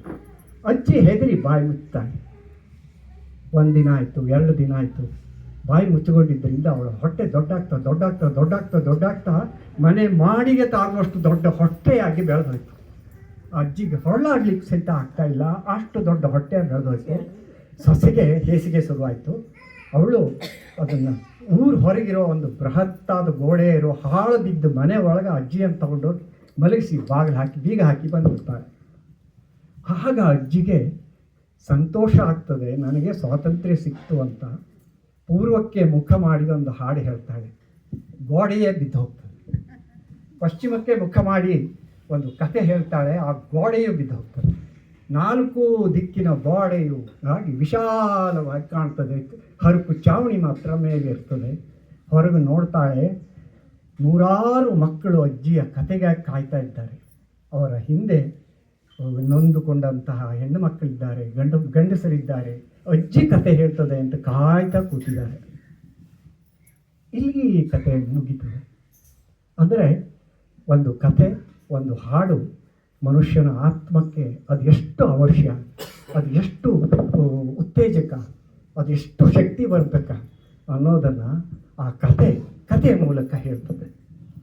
ಹೀಗೆ ಒಂದು ಮನೆಯಲ್ಲಿ ಹುಟ್ಟುವ ಲಾಲಿ ಹಾಡಿನಿಂದ ಶುರುವಾಗಿ ಅಂತಿಮ ಕ್ಷಣದ ಏನು ಘಟನೆ ಇದೆ ಅಲ್ಲಿವರೆಗೂ ನಮ್ಮ ತಾಯಂದಿರು ಕಟ್ಟಿಕೊಡ್ತಾ ಬಂದಿದ್ದಾರೆ. ಬದುಕಿನ ಎಲ್ಲ ಆಯಾಮಗಳನ್ನು, ಎಲ್ಲ ಕೋನಗಳನ್ನು, ಎಲ್ಲ ತಿರುವುಗಳನ್ನು, ತಲ್ಲಣ, ದುಃಖ, ಕಷ್ಟಗಳು ಎಲ್ಲವನ್ನು ಕಟ್ಟಿ ಕೊಡ್ತಾ ನಮ್ಮ ತಾಯಂದಿರು ಬಹುದೊಡ್ಡದಾದಂತಹ ಒಂದು ಆಸ್ತಿಯನ್ನು ನಮಗೆ ಬಿಟ್ಟು ಹೋಗಿದ್ದಾರೆ. ಅದನ್ನು ಮುಂದುವರಿಸಬೇಕು ಅಂದರೆ ಇಂತಹ ಚಟುವಟಿಕೆ ಅತ್ಯಂತ ಅವಶ್ಯ. ನಮ್ಮ ತಾಯಂದಿರಾದರೂ, ನಾನು ಗಂಡಸರಿಗೆ ಹೇಳ್ತಾ ಇಲ್ಲ, ಯಾಕೆಂದರೆ ಭಾವಶಕ್ತಿಯನ್ನೇ ಗಂಡಸರು ಕಳ್ಕೊಂಡ್ಬಿಟ್ಟಿದ್ದಾರೆ. ಆ ಭಾವಶಕ್ತಿ ಯಾರಲ್ಲಿದೆಯೋ ಅವನು ಒಬ್ಬ ತಾಯಿಯೇ. ತಾಯ್ತನ ಅನ್ನೋದು ಕೇವಲ ಹೆಣ್ಣಿನ ಆಸ್ತಿ ಅಲ್ಲ, ಅದು ಎಲ್ಲರ ಮನುಷ್ಯನ ಆಸ್ತಿ. ಅದು ತಾಯ್ತನ ಇಲ್ಲದ ಮನಸ್ಸು ಏನಿದೆಯಲ್ಲ, ಅದು ಹೆಣ್ಣಿನಲ್ಲೂ ತಾಯ್ತನ ಇಲ್ಲದೆ ಹೋದ್ರೆ ಆತ ಅವಳ ಗಂಡನಲ್ಲಿ ತಾಯ್ತನ ಇಲ್ಲದೆ ಹೋದರೆ ಆತ ರಾಕ್ಷಸ. ಹಾಗಾಗಿ ತಾಯ್ತನವನ್ನು ಕಲಿಸುವಂಥದ್ದು ಇಂತಹ ಒಂದು ಭಾವಪೂರಿತವಾದ ಚಟುವಟಿಕೆ. ಅಂದರೆ ಕಾವ್ಯ, ಕಥೆ, ಹಾಡು ಹೇಳುವಂಥದ್ದು, ಕಥೆ ಹೇಳುವಂಥದ್ದು, ಅಂತಹ ಒಂದು ಸಾಂಸ್ಕೃತಿಕ ಚಟುವಟಿಕೆಯನ್ನು ನಾವು ನಮ್ಮ ಮಕ್ಕಳಿಗೆ ಸಲ್ಲಿಸಬೇಕು. ಕೌನ್ ಬನೇಗಾ ಕರೋಡ್ಪತಿಯಲ್ಲಿ LLB ಮುಗಿಸಿದಂಥ ಒಬ್ಬ ಹುಡುಗಿ ಒಂದು ಪ್ರಶ್ನೆಗೆ ಸೋತು 50 ಲಕ್ಷ ರೂಪಾಯಿಯನ್ನು ಕಳ್ಕೊಳ್ತಾಳೆ.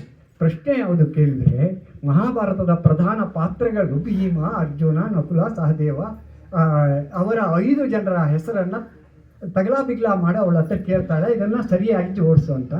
ಅವಳು ಇನ್ನು ಮಹಾಭಾರತದ ಒಂದು ಪಾತ್ರದ ಸುದ್ದಿಯನ್ನು ಕೇಳಲೇ ಇಲ್ಲ, ಅವಳು ಹೇಗೆ ಜೋಡಿಸ್ತಾಳೆ? 50 ಲಕ್ಷವನ್ನು ಕಳ್ಕೊಂಡ್ಳು.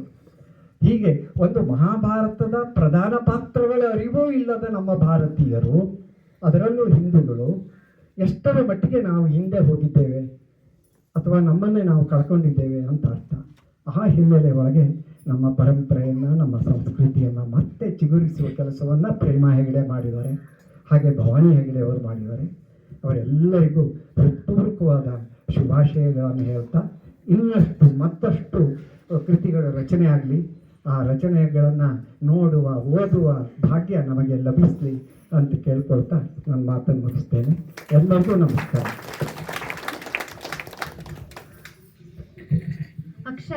ಅಕ್ಷರಗಳಿಂದಾದ ಹಾಡು, ಕತೆ, ಕವನಗಳು ಇವುಗಳ ಮಹತ್ವ ಮಾನವನ ಜೀವನದಲ್ಲಿ ಎಷ್ಟು ಮುಖ್ಯ ಎನ್ನುವುದನ್ನು ಹೇಳುವುದರ ಮೂಲಕ ಅದನ್ನು ಎಲ್ಲರಿಗೂ ಅರ್ಥೈಸುವುದರ ಮೂಲಕ ನಮ್ಮ ತಾಯಿಯವರನ್ನ ಹಾಗೂ ದೊಡ್ಡಮ್ಮನವರನ್ನ ಹರಸಿ ಹಾರೈಸಿದ ಶ್ರೀಯುತ ಸುಬ್ರಾಯ ಹೆಗಡೆ ಮತ್ತಿಹಳ್ಳಿ ಹಿರಿಯ ಸಾಹಿತಿಗಳು, ಇವರಿಗೆ ತುಂಬು ಹೃದಯದ ಧನ್ಯವಾದಗಳು.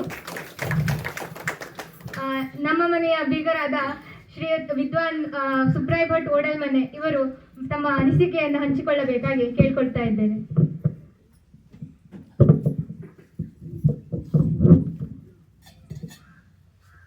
अभीक्षितार्थ सिद्ध्यर्थम पूजितो यः सुरैरपि सर्वविघ्नच्छिदे तस्मै गणाधिपतये नमः. वागर्थाविव संपृक्तौ वागर्थ प्रतिपत्तये जगतः पितरौ वन्दे पार्वती परमेश्वरौ. ಸನ್ಮಾನ್ಯ ಸಮಾರಂಭದ ತಮ್ಮಾಧ್ಯಕ್ಷರೇ, ನಾನು ತಮ್ಮಾಧ್ಯಕ್ಷರೇ ಅಂತ ಯಾಕೆ ಹೇಳಿದೆ ಅಂದರೆ ವರ್ಷದಿಂದ ತಮ್ಮನಾಗಬೇಕು. ಇವತ್ತಿನ ಸಮಾರಂಭದಲ್ಲಿ ಅಧ್ಯಕ್ಷರಾಗಿದ್ದಾರೆ, ಕೂಡಿಸಿ ತಮ್ಮಾಧ್ಯಕ್ಷರೇ ಅಂತ ಹೇಳಿದೆ. ಅದೇ ರೀತಿಯಾಗಿ ಮುಖ್ಯ ಅತಿಥಿಗಳಾದ ನನ್ನದೇ ಹೆಸರಿನ ಸುಬ್ರಾಯ ಮತ್ತಿಹಳ್ಳಿಯವರೇ, ಹಾಸ್ಯಗಾರರೇ, ಈ ಮನೆಯ ಹಿರಿಯರಾದ ಲೋಕೇಶ್ವರ ಹೆಡೆಯವರೇ ಹಾಗೂ PhD ಪದವೀಧರ ವಿದ್ವಾನ್ ವೆಂಕಟರಮಣ ಬಾಬುಗಳೇ, ಪ್ರೇಮ ದಂಪತಿಗಳೇ, ಹಾಗೂ ನಮ್ಮ ಸಂಯೋಜಕರಾದ ಅನುಷಾ ಅವರೇ, ಉಪಸ್ಥಿತರಿರುವ ಎಲ್ಲ ಹಿರಿಯರೇ, ಗಣ್ಯರೇ, ಈ ಒಂದು ಸಮಾರಂಭ ನಿಜಕ್ಕೂ ಕೂಡ ತುಂಬ ಸಂತೋಷವನ್ನು ಉಂಟು ಮಾಡ್ತಾ ಇದೆ. ಅದರಲ್ಲೂ ನನಗೆ ವಿಶ್ವನಾಥ್ ಅವರ ಈ ಒಂದು ವೇದಿಕೆ ಒಳಗೆ ಪಾರ್ಟ್ನರ್ಶಿಪ್ ಆಗಿ ಒಂದು ಅವಕಾಶ ಇತ್ತು. ನಾನು ರಿಟೈರ್ಡ್ ಆದಮೇಲೆ ರದ್ದಿಬೇಕು ಅಂತಲ್ಲ, ಹಂಗೆ 7 ವರ್ಷದಿಂದ ವೇದಿಕೆ ಹತ್ತಿರಲಿಲ್ಲ. ಹಾಗೆ ಸಮಾರಂಭದಲ್ಲಿ ಭಾಗವಹಿಸ್ತಾ ಇದ್ದೆ, ಆದರೆ ವೇದಿಕೆಗೆ ಅವಕಾಶ ಸಿಕ್ಕಿರಲಿಲ್ಲ. ಈ ಅವಿಭಕ್ತ ಕುಟುಂಬದ ಹಿರಿಯರು ಎಲ್ಲರೂ ಸೇರಿ ನೀವು ಒಂದು ಅತಿಥಿಗಳಾಗಬೇಕು ಅಂತ ಹೇಳಿದರು. ಒಪ್ಪಿಕೊಂಡೆ, ಯಾಕೆಂದರೆ ಅವಕಾಶಗಳನ್ನು ಯಾವಾಗಲೂ ಸದುಪಯೋಗ ಪಡಿಸ್ಕೋಬೇಕು ಅಂತ ನಾನು ಕೇಳಿದ್ದು. ಇವತ್ತು ಈ ಭಕ್ತಿ ಬಿಂಬ ಅಂತ ಒಂದು ಮಾಡಿದ್ರಲ್ಲ, ನಾವು ನವರಸಗಳನ್ನು ಕೇಳಿದ್ದೇವೆ, ಅನುಭವಿಸಿದ್ದೇವೆ. ಶೃಂಗಾರ, ವೀರ, ಹಾಸ್ಯ, ಕರುಣ, ಭಯಾನಕ, ದುರ್ಭತ್ಸ, ರೌದ್ರ, ಕೊನೆ ರಸ ಶಾಂತ. ಈ ಭಕ್ತಿ ಬಿಂಬದೊಳಗೆ ಶಾಂತ ರಸ ವಿಲೀನ ಆಗ್ತದೆ. ಈ ಪ್ರೇಮ ಅವರು ಎಲ್ಲ ರೀತಿಯ ಅವಕಾಶಗಳನ್ನು ಸದುಪಯೋಗಪಡಿಸ್ಕೊಂಡು ಕೊನೆಯ ಹಂತದೊಳಗೆ ಭಕ್ತಿ ಹೇಳಿದ್ರು. ಪುಸ್ತಕ ಓದಿ ಅರಗಿಸಿಕೊಂಡು ಅದನ್ನು ಮಸ್ತಕಕ್ಕೆ ಇರಿಸಿದಾಗ ಮಸ್ತಕವೇ ಒಂದು ಪುಸ್ತಕ ಆಗ್ತದಂತೆ. ಇನ್ನು ಇಲ್ಲಿ ರಿವರ್ಸ್ ಕೇಸು, ಮಸ್ತಕದಲ್ಲಿರುವುದನ್ನು ಪುಸ್ತಕವಾಗಿ ನಿರೂಪಿಸೋದು. ಇದು ನೋಡಿ ಎಷ್ಟು ಕಷ್ಟ ಇದೆ ಅಂದರೆ, ಅನೇಕ ವಿಚಾರಗಳನ್ನು ನಾವು ತಲೆಯಲ್ಲಿ ಹಾಕ್ಕೊಂಡು ಅವುಗಳನ್ನೆಲ್ಲ ಕ್ರೋಢೀಕರಿಸಿ ಅದನ್ನು ಹೆಣೆದು ಹಾಡನ್ನು, ಭಜನೆಯನ್ನು, ದೇವತಾ ಸ್ತುತಿಗಳನ್ನು ಮಾಡಿ ರಚಿಸಿ 4 ಜನ ಅಹುದೆರಬೇಕು ಅನ್ನುವ ಸ್ಥಿತಿ ಒಳಗೆ ರಚಿಸಬೇಕು ಅಂದರೆ ಅಷ್ಟು ಸುಲಭದ ಕೆಲಸ ಅಲ್ಲ. ನಿಂತಾಗ, ಕುಂತಾಗ, ಹಾಲು ಕರಿತಾ ಇರುವಾಗ, ಅಡುಗೆ ಮಾಡ್ತಾ ಇರುವಾಗ, ಸೌಟನ್ನು ಅಲ್ಲಾಡ್ತಾ ಇರುವಾಗ ವಿಚಾರಗಳು ಬಂದು ಅವುಗಳನ್ನೆಲ್ಲ ಒಂದು ಸಂದರ್ಭದೊಳಗೆ ನಾವು ಗ್ರಂಥಕ್ಕೆ ಇಳಿಸ್ತೇವೆ. ಆ ಗ್ರಂಥಕ್ಕೆ ಇಳಿಸುವಾಗ ಈ ವಿಚಾರಗಳು ಏನದಾವಲ್ಲ, ಈ ಬರ್ತಕ್ಕಂಥ ವಿಚಾರಗಳು ಹಂತ ಹಂತವಾಗಿ ಬರ್ತಾ ಇರ್ತಾವೆ. ಬರೀ ಅಂದರೂ ಬರಲಿಕ್ಕಾಗೋದಿಲ್ಲ, ಬರಿಬೇಡ ಅಂದರೆ ಬಿಡಲಿಕ್ಕಾಗೋದಿಲ್ಲ. ಇಂಥ ಸ್ಥಿತಿ ಇರೋದು ಕಾವ್ಯಕ್ಕೆ ಮಾತ್ರ. ಅದಕ್ಕೆ ಈ ಕಾವ್ಯ ಬರೆಯತಕ್ಕಂಥದ್ದು ಮಾಡಬೇಕಾಗಿದ್ರೆ ಅನೇಕ ಕಾವ್ಯಗಳನ್ನು ಓದಬೇಕಾಗ್ತದೆ, ಅನೇಕ ಪುಟಗಳನ್ನು ತಿರುವಿ ನೋಡಬೇಕಾಗ್ತದೆ. ಬಹಳಷ್ಟನ್ನು ಓದು ಅರಿವಾದಾಗ ಅರಿವು ಪುಸ್ತಕ ರೂಪದಲ್ಲಿ ಮೂಡಿಬರಲಿಕ್ಕೆ ಸಾಧ್ಯ. ಆ ಸ್ಥಿತಿಗೆ ಪ್ರೇಮ ಅವರು ಬಂದಿದ್ದಾರೆ. ನೀವು ಬಂದು ಭಕ್ತಿ ಬಿಂಬ ಓದಿರುವ ಭಾಳ ಚೆನ್ನಾಗಿದೆ, ಅತಿ ಸುಲಭದವಾಗೆ ಓದಿ ಮುಗಿಸಿಬಿಡ್ತೀವಿ. ಅವರದ್ದು ಕನಸಿತ್ತು, ಪ್ರೇಮ ಅವ್ರ ಕನಸು. ವರ್ಷದ ಹಿಂದಿಂದ ಹಾಗೆ ಬರಿತಾ ಬಂದರು. ಆಗ 4 ಜನರು ಸಲಹೆ ಕೊಟ್ಟರು, ಏನು ನೀವು ಇದನ್ನೊಂದು ಪುಸ್ತಕವಾಗಿ ಮಾಡಿದರೆ 4 ಜನರಿಗೆ ಉಪಕಾರ ಆಗ್ತದೆ, ಯಾಕೆ ವಿದ್ಯೆ ಹಂಚಿದಷ್ಟು ಹೆಚ್ಚಾಗ್ತದೆ, ಸಂತೋಷವನ್ನು ಕೊಡ್ತದೆ ಎನ್ನುವುದನ್ನು ಅವರು ತಲೆಯೊಳಗೆ ತುಂಬಿದಾಗ ಅವರಿಗೆ ಪುಸ್ತಕವನ್ನು ಮಾಡಬೇಕು, ರಚಿಸಬೇಕು ಅಂತಕ್ಕಂಥದ್ದು ಬಂತು. ಒಬ್ಬರೇ ಮಾಡಲಿಕ್ಕೆ ಏನೂ ಆಗೋದಿಲ್ಲ, ಯಾಕೆಂದರೆ ಈ ಸಹಕಾರ ಬೇಕಾಗ್ತದೆ. ಅದಕ್ಕೆ ಅಣ್ಣನ ಸಹಕಾರ ತಗೊಂಡ್ರು, ಮಕ್ಕಳ ಸಹಕಾರ ತಗೊಂಡ್ರು, ಸೊಸೆಯ ಸಹಕಾರ ತಗೊಂಡ್ರು. ಈ ವಿದ್ವಾನವರ ಮಾರ್ಗದರ್ಶನದೊಳಗೆ ಇವತ್ತು ಈ ಒಳ್ಳೆಯ ದಿವಸದೊಳಗೆ ಹಬ್ಬಗಳಿಗೆ ದಿನ ಹೊಸ ಅಳಿಯ ಬಂದಾರೆ, ಅಳಿಯಂದಿರು ಬಂದಾರೆ. ಆಗ ಇಂಥ ಸಂದರ್ಭದಲ್ಲಿ ಒಂದು ಪುಸ್ತಕವನ್ನು ಬಿಡುಗಡೆ ಮಾಡ್ತಕ್ಕಂಥದ್ದು ಯೋಗ್ಯ ಅಂತ ತಿಳ್ಕೊಂಡು ಮಾಡಿದರು. ಈ ಸಂದರ್ಭದಲ್ಲಿ ನನ್ನನ್ನು ಕೂಡ ಅತಿಥಿಯಾಗಿ ಕರೆದ್ರಿ. ನನಗೆ ತುಂಬ ಸಂತೋಷ ಆಗಿದೆ. ಯಾಕೆಂತೇಳಿದ್ರೆ ಕವಿ ಕರೋತಿ ಕಾವ್ಯಾನಿ ರಸಂ ಜಾನಾತಿ ಪಂಡಿತಃ ರಸಂ ಜಾನಾತಿ ಪಂಡಿತಃ ತರುಃ ಸೃಜತಿ ಪುಷ್ಪಾಣಿ ಮರುದ್ವಹತಿ ಸೌರಭಂ ಅಂತ ಒಂದು ಸುಭಾಷಿತ ಬರ್ತದೆ. ಮರುದ್ವಹತಿ ಸೌರಭಂ ಅಂದರೆ ಒಂದು ಗಿಡ ಮರಗಳನ್ನು ನೀರು ಹಾಕಿ ಗೊಬ್ಬರ ಹಾಕಿ ಬೆಳೆಸಿ ಪೋಷಿಸಿ ರಕ್ಷಿಸಿ ದೊಡ್ಡ ಮಾಡಿದಾಗ ಎಷ್ಟೋ ಕಾಲದ ನಂತರ ಅದು ಒಂದು ಹೂವನ್ನು ಬಿಡ್ತದೆ. ಆ ಹೂವಿಗೆ ಕ್ಷಣಾರ್ಧದಲ್ಲಿ ದುಂಬಿಗಳು ಬಂದು ಮಕರಂದ ಹೀರ್ತಾವೆ. ಆ ಹೂವುಗಳ ಸುಗಂಧವನ್ನು ಗಾಳಿ ಬಂದು ತಗೊಂಡು ಹೋಗ್ಬಿಡ್ತದೆ. ಎಷ್ಟು ಸುಲಭದ ಕೆಲಸ ಅವಕ್ಕೆ.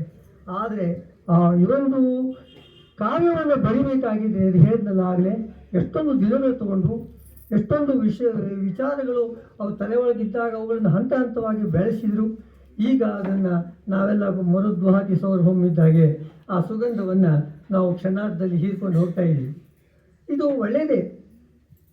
ಈ ಒಂದು ವಿಚಾರ ಏನದಿಲ್ಲ ಅವ್ರ ತಲೆ ಬಂದಿದ್ದಕ್ಕೆ ಅವರಿಗೆ ಹೃತ್ಪೂರ್ವಕವಾದ ಧನ್ಯವಾದಗಳು. ನಾವು ಬಿತ್ತಿದಂತೆ ಬೆಳೆ ಅಂತ ಹೇಳ್ತೇವೆ. ಏನು ಬಿತ್ತೇವೋ ಅದನ್ನೇ ನಾವು ಬೆಳಿತೀವಿ. ಇಬ್ಬರು ಆಜು ಬಾಜು ಮನೆಯವರು ಇದ್ದರು. ಒಬ್ಬ ತುಂಬ ಲೋಭಿ ಅಂದರೆ ಅವನಿಗೆ ಎಷ್ಟಿದ್ರು ಸಾಲೋದಿಲ್ಲ. ಎಲ್ಲ ನನಗೆ ಇರಲಿ, ಪಕ್ಕದ ಮನೆಯವ್ರು ಏನು ಕೇಳಿದ್ರು ನನಗೆ ಇರಲಿ ಅದಕ್ಕಿಂತ ಹೆಚ್ಚು ಅಂತ.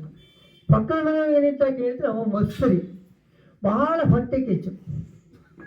ಎಷ್ಟು ಹೊಟ್ಟೆ ಕೆಚ್ಚು ಅಂತಂದ್ರೆ ಅವನಿಗೆ ತನಗಿಂತ ಯಾರು ಬೇರೆ ಏನಾದ್ರು ಆಗಿದ್ದು ನೋಡ್ಲಿಕ್ಕೆ ಆಗೋದಿಲ್ಲ ಅವನಿಗೆ. ಅದಕ್ಕೆ ಈ ಲೋಪಿ ಏನು ಮಾಡಿದ ಅಂತ ಕೇಳಿದ್ರೆ, ಇಲ್ಲಪ್ಪ ನಾನು ಈ ಒಂದು ಊರೊಳಗೆ ಅಥವಾ ಈ ಗ್ರಾಮದೊಳಗೆ ನನ್ನಷ್ಟು ಶ್ರೀಮಂತರು ಯಾರು ಇರಬಾರ್ದು, ನನ್ನಷ್ಟು ಬಂಗಾರವನ್ನು ಹೊಂದೋರು ಯಾರು ಇರಬಾರ್ದು, ಯಾವುದೇ ಸಂಪತ್ತು ನನಗಿಂತ ಹೆಚ್ಚು ಬೇರೆಯವ್ರು ಇರಬಾರ್ದು ಅಂತ ತಿಳ್ಕೊಂಡು ತಪಸ್ಸಿಗೆ ಹೋಗ್ತಾನಂತೆ. ತಪಸ್ಸಿಗೆ ಹೋಗಿ ತಪಸ್ಸು ಮಾಡಿ ದೇವರನ್ನು ಪ್ರತ್ಯಕ್ಷ ಮಾಡ್ಕೋಬೇಕಲ್ಲ. ಆ ದೇವರು ಪ್ರತ್ಯಕ್ಷ ಆಗಿ ಬಂದ. ಏನು ಬೇಕಪ್ಪ ವರ ಅಂತ ಕೇಳಿದ. ನಾನು ತಪಸ್ಸು ಮಾಡಿ ಹೊಲ್ಸ್ಕೊಂಡಿದ್ದೀನಿ ಖರೆ, ಆದರೆ ನಾನೀಗ ಏನು ಕೇಳೋದೇ ಇಲ್ಲ. ಯಾಕೆ ಅಂತ ಕೇಳಿದರೆ, ನಾನು ಏನು ಕೇಳಿದ್ರು ನನ್ನ ಪಕ್ಕದ ಮನೆ ಹೋಗಿದ್ದಾನಲ್ಲ ಅವನು ಕೇಳ್ಕೊತಾನೆ. ಅದಕ್ಕೊಂದು ಕೆಲಸ ಮಾಡು, ಫಸ್ಟಿಗೆ ಅವನು ತಪಸ್ಸಿಗೆ ಕುಂತಾನೆ, ಅವನಿಗೆ ಹೋಗಿ ಆಶೀರ್ವಾದ ಮಾಡು, ಅವನ ಹತ್ರ ಕೇಳ್ಕೊ. ಅಲ್ಲಿ ಹೋದಪ್ಪ ಏನಪ್ಪ ನಿನ್ನ ಬೇಡಿಕೆ? ಇವ ಬಹಳ ಮತ್ಸರಿ ಅಲ್ಲ. ಅದಕ್ಕೆ ಹೇಳಿದಂತೆ ನನಗೇನು ಬಹಳಷ್ಟು ಏನು ಬೇಕಾಗಿಲ್ಲ, ಎಲ್ಲ ಪಕ್ಕದವನು ಕೇಳ್ಕೊತಾನೆ ಅನ್ನೋಲ್ಲ, ಅವನು ಏನು ಕೇಳ್ಕೊತಾನೆ ಅದೆಲ್ಲ ನನಗೆ ಡಬಲ್ ಆಗಲಿ. ಅವು ಏನು ಕೇಳ್ಕೊಂಡು ಅದು ನನಗೆ ಡಬಲ್ ಆಗಬೇಕು ಅಂತ ಕೇಳ್ಕೊಂಡು ಅಂತ ಮತ್ತೇನು ಬೇಡಪ್ಪ ಅಂತ. ಆವಾಗ ಆ ಪಕ್ಕದ ಮನೆಯವ ಏನು ಕೇಳ್ಕೊಂಡು ಇದಾಗ್ತದಪ್ಪ ಅಂತ ಕೇಳ್ಕೊಂಡು ಇದು ಮಾಡಿದ ಎಲ್ಲ ಕಾಳಿದ ಮತ್ಸರಿಗೆ ಗೊತ್ತಾಯ್ತು. ಇವೆಲ್ಲ ಏನು ಕೇಳ್ಕೊಂಡು ಡಬಲ್ ಆಗಲಿ ಅಂತ ಬೇಡ್ಕೊಂಡಾನಲ್ಲ, ನಾನು ಕೇಳ್ಕೊಳ್ಳೋದು ಇಷ್ಟೇ, ನನಗೆ ಎಲ್ಲವೂ ಸಾಕಷ್ಟಿದೆ, ನನ್ನ ಒಂದು ಕಣ್ಣನ್ನು ಕುರುಡು ಮಾಡಿಬಿಟ್ಟು ಅಂತ ಮತ್ಸರಿ ಹೇಳಿದೆ. ಒಂದು ಕಣ್ಣನ್ನು ಮತ್ಸರಿ ಮಾಡಿದರೆ, ಒಂದು ಕಣ್ಣನ್ನು ಕಳ್ಕೊಂಡ್ರೆ ಪಕ್ಕದ ಮನೆಯವ್ರು ನಾ ಕೇಳಿದ್ದೆಲ್ಲ ಡಬಲ್ ಆಗಬೇಕು ಅನ್ನೋದಲ್ಲ, ಅವನು ಎರಡು ಕಣ್ಣು ಹೋಯಿತು. ಅವ್ನು ಎರಡು ಕಣ್ಣು ಆಗ್ತದೆ. ಅದು ನಾ ಹೇಳೋದು ಉದ್ದೇಶ ಇಷ್ಟೇ, ನಾವು ಏನನ್ನು ವಿಚಾರವನ್ನು ಬೆಳೆಸ್ತೀವಿಯೋ ಅದು ಹೆಮ್ಮರವಾಗಿ ಬೆಳೀತಾ ಇದೆ. ಈ ಮತ್ಸರಿ ಏನು ವಿಚಾರವನ್ನು ಬೆಳೆಸಿದ ಅದು ಅವನಿಂದ ಎಷ್ಟು ತೊಡಗಿತ್ತು ಅಂತೇಳಿ ಇವನು ಎರಡು ಕಣ್ಣನ್ನು ತೆಗಿತು. ನನ್ನ ಕಣ್ಣು ಹೋದರೂ ಪರವಾಗಿಲ್ಲ, ಒಂದು ಕಣ್ಣಿನ ಜಗತ್ತನ್ನು ನೋಡ್ಬೋದು, ಬಟ್ ಅವ ಜಗತ್ತನ್ನು ನೋಡಲಿಕ್ಕೆ ಆಗೋದಿಲ್ಲ ಅನ್ನುವಂಥ ಒಂದು ಸ್ಥಿತಿ ಬಂದ. ಅಂದರೆ ನಾವು ಯಾವಾಗಲೂ ವಿಚಾರಗಳನ್ನು ಒಳ್ಳೆಯದನ್ನು ಮಾಡ್ತಾ ಹೋಗಬೇಕು. ಇವತ್ತು ಖಡ್ಗಕ್ಕಿಂತ ಹರಿತವಾದ್ದು ಜಗತ್ತಿನಲ್ಲಿ ಏನಾದರೂ ಒಂದು ಇದೆ, ಅದು ಲೇಖನಿ. ಆ ಲೇಖನಿ ಏನು ಮಾಡ್ತಾರೆ ಅಂತ ಕೇಳಿದರೆ, ಜನರ ಮನಸ್ಸನ್ನು ಸೂರೆಗೊಳ್ತದೆ, ಜನರ ಮನಸ್ಸನ್ನು ಅಪಹರಿಸಿ ಒಳ್ಳೆಯ ಸನ್ಮಾರ್ಗದ ಒಯ್ಯಲಿಕ್ಕೆ ಸಹಕಾರ ಆಗ್ತದೆ. ಬ್ರಿಟಿಷ್ ಕಾಲದಿಂದ ನಾವು ನೋಡಿದ್ವಿ, ಪತ್ರ ಚಳವಳಿಯಿಂದ ಮಾಡಿದರು, ಬರೀ ಲೇಖನಿಯಿಂದ ಜನರನ್ನೇ ಬಡ್ಡೆ ಬಿಚ್ಚಿದ್ರು, ಜಾಗೃತರಾದರು, ಸ್ವಾತಂತ್ರ್ಯವನ್ನು ಪಡ್ಕೊಂಡ್ವಿ. ಹಾಗೆ ಈ ಸಮಾಜದೊಳಗೆ ಕೆಡುಕುಗಳು ಒಳಿತುಗಳು ಎಲ್ಲವೂ ಇರುವುದೇ. ಆದರೆ ಒಳ್ಳೆಯದನ್ನು ನಾವು ಮಾಡಬೇಕಾಗಿದ್ದರೆ ಲೇಖನಿಯಿಂದ ಮಾತ್ರ ಸಾಧ್ಯ. ಜನರನ್ನು ಭಕ್ತಿ ಭಾವದ ಕಡೆ ನಾವು ಒಲಿಸಬೇಕು. ಈಗ ಕಲಿಯುಗದೊಳಗೆ ಯಾವುದಕ್ಕೆ ದೇವರು ಬೇಗ ಪ್ರತ್ಯಕ್ಷ ಆಗ್ತಾನೆ ಅಂತಂದರೆ, ಭಜನೆಗೆ, ಕೀರ್ತನೆಗೆ, ಹಾಡಿಗೆ, ಇದಕ್ಕೆ ದೇವರು ಬೇಗ ಒಲಿಸ್ತಾರಂತೆ. ಅದಕ್ಕೆ ಪ್ರೇಮ ಅವರು ಈ ಮಾರ್ಗವನ್ನು ಹಿಡ್ಕೊಂಡು ಇದನ್ನೇ ನಾವೇ ಅನುಸರಿಸಿದರೆ ಆದಷ್ಟು ಭಗವಂತನಿಗೆ ಹತ್ತಿರವಾಗ್ತೀವಿ, ಜೀವನದಲ್ಲಿ ಶಾಂತಿಯನ್ನು ಪಡಿತೀವಿ. ಈ ಕೊನೆಯದಾದ ಶಾಂತ ರಸವನ್ನು ಅನುಭವಿಸಿ ಜೀವನವನ್ನು ಆನಂದಮಯವಾಗಿ ಕಲಿಯೋಣ. ಈ ಒಂದು ಕೃತಿಯನ್ನ ತಾವು ಸಮಾಜಕ್ಕೆ ಅರ್ಪಿಸಿದ್ದಕ್ಕಾಗಿ ಬರೀ ನಾವು ವೇದಿಕೆಯಲ್ಲಿ ಇದ್ದವರಿಗೆ 4 ಮಂದಿ ಒಪ್ಪಿಸಿಲ್ಲ, ಅವರು ಎಲ್ಲ ಹೃದಯಕ್ಕೆ ಅರ್ಪಿಸ್ತಾ ಇದ್ದಾರೆ. ಇವತ್ತು ಅವರಿಗೆ ದೇವರು ಆಯುಧ ಆರೋಗ್ಯ ಐಶ್ವರ್ಯವನ್ನು ಕೊಟ್ಟು ಅವರ ಲೇಖನಿಯ ಸಾಮರ್ಥ್ಯ ಇನ್ನಷ್ಟು ಹೆಚ್ಚಿ ಜಗತ್ತಿನೊಳಗೆ ಸಮಾಜದೊಳಗೆ ಅವರೊಂದು ಗಣ್ಯ ವ್ಯಕ್ತಿಗಳಾಗಿ ಹೀಗೆ ಮುಂದುವರಿಯಲಿ. ಅವರ ಮನೆಯ ಹಿರಿಯ ಅವರ ಮನೆಯವರ ಯಜಮಾನರ ಆಶೀರ್ವಾದ ಕೂಡ ಅವ್ರ ಜೊತೆಗೆ ಸದಾ ಇರಲಿ ಅಂತ ಹೇಳ್ತಾ ಇಲ್ಲಿ ಉಪಸ್ಥಿತರಿರುವ ಎಲ್ಲರಿಗೂ ಕೂಡ ಹೃತ್ಪೂರ್ವಕವಾದ ಧನ್ಯವಾದವನ್ನು ಅರ್ಪಿಸಿ ನನ್ನ 2 ಮಾತನ್ನು ಮುಗಿಸ್ತಾ ಇದ್ದೇನೆ. ಅವಕಾಶಕ್ಕಾಗಿ ಧನ್ಯವಾದಗಳು.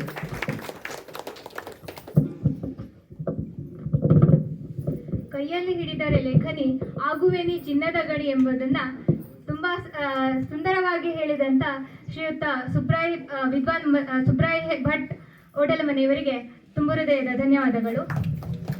ವೇದಿಕೆಯ ಮೇಲೆ ಉಪಸ್ಥಿತರಿರುವಂತಹ ಶ್ರೀ ಅಶೋಕ್ ಹಾಸ್ಯಗಾರ್ ಪ್ರಸಿದ್ಧ ಪತ್ರಕರ್ತರು, ಇವರು ತಮ್ಮ ಅನಿಸಿಕೆಯನ್ನು ಹಂಚಿಕೊಳ್ಳಬೇಕಾಗಿ ಕೇಳ್ಕೊಳ್ತಾ ಇದ್ದೇನೆ.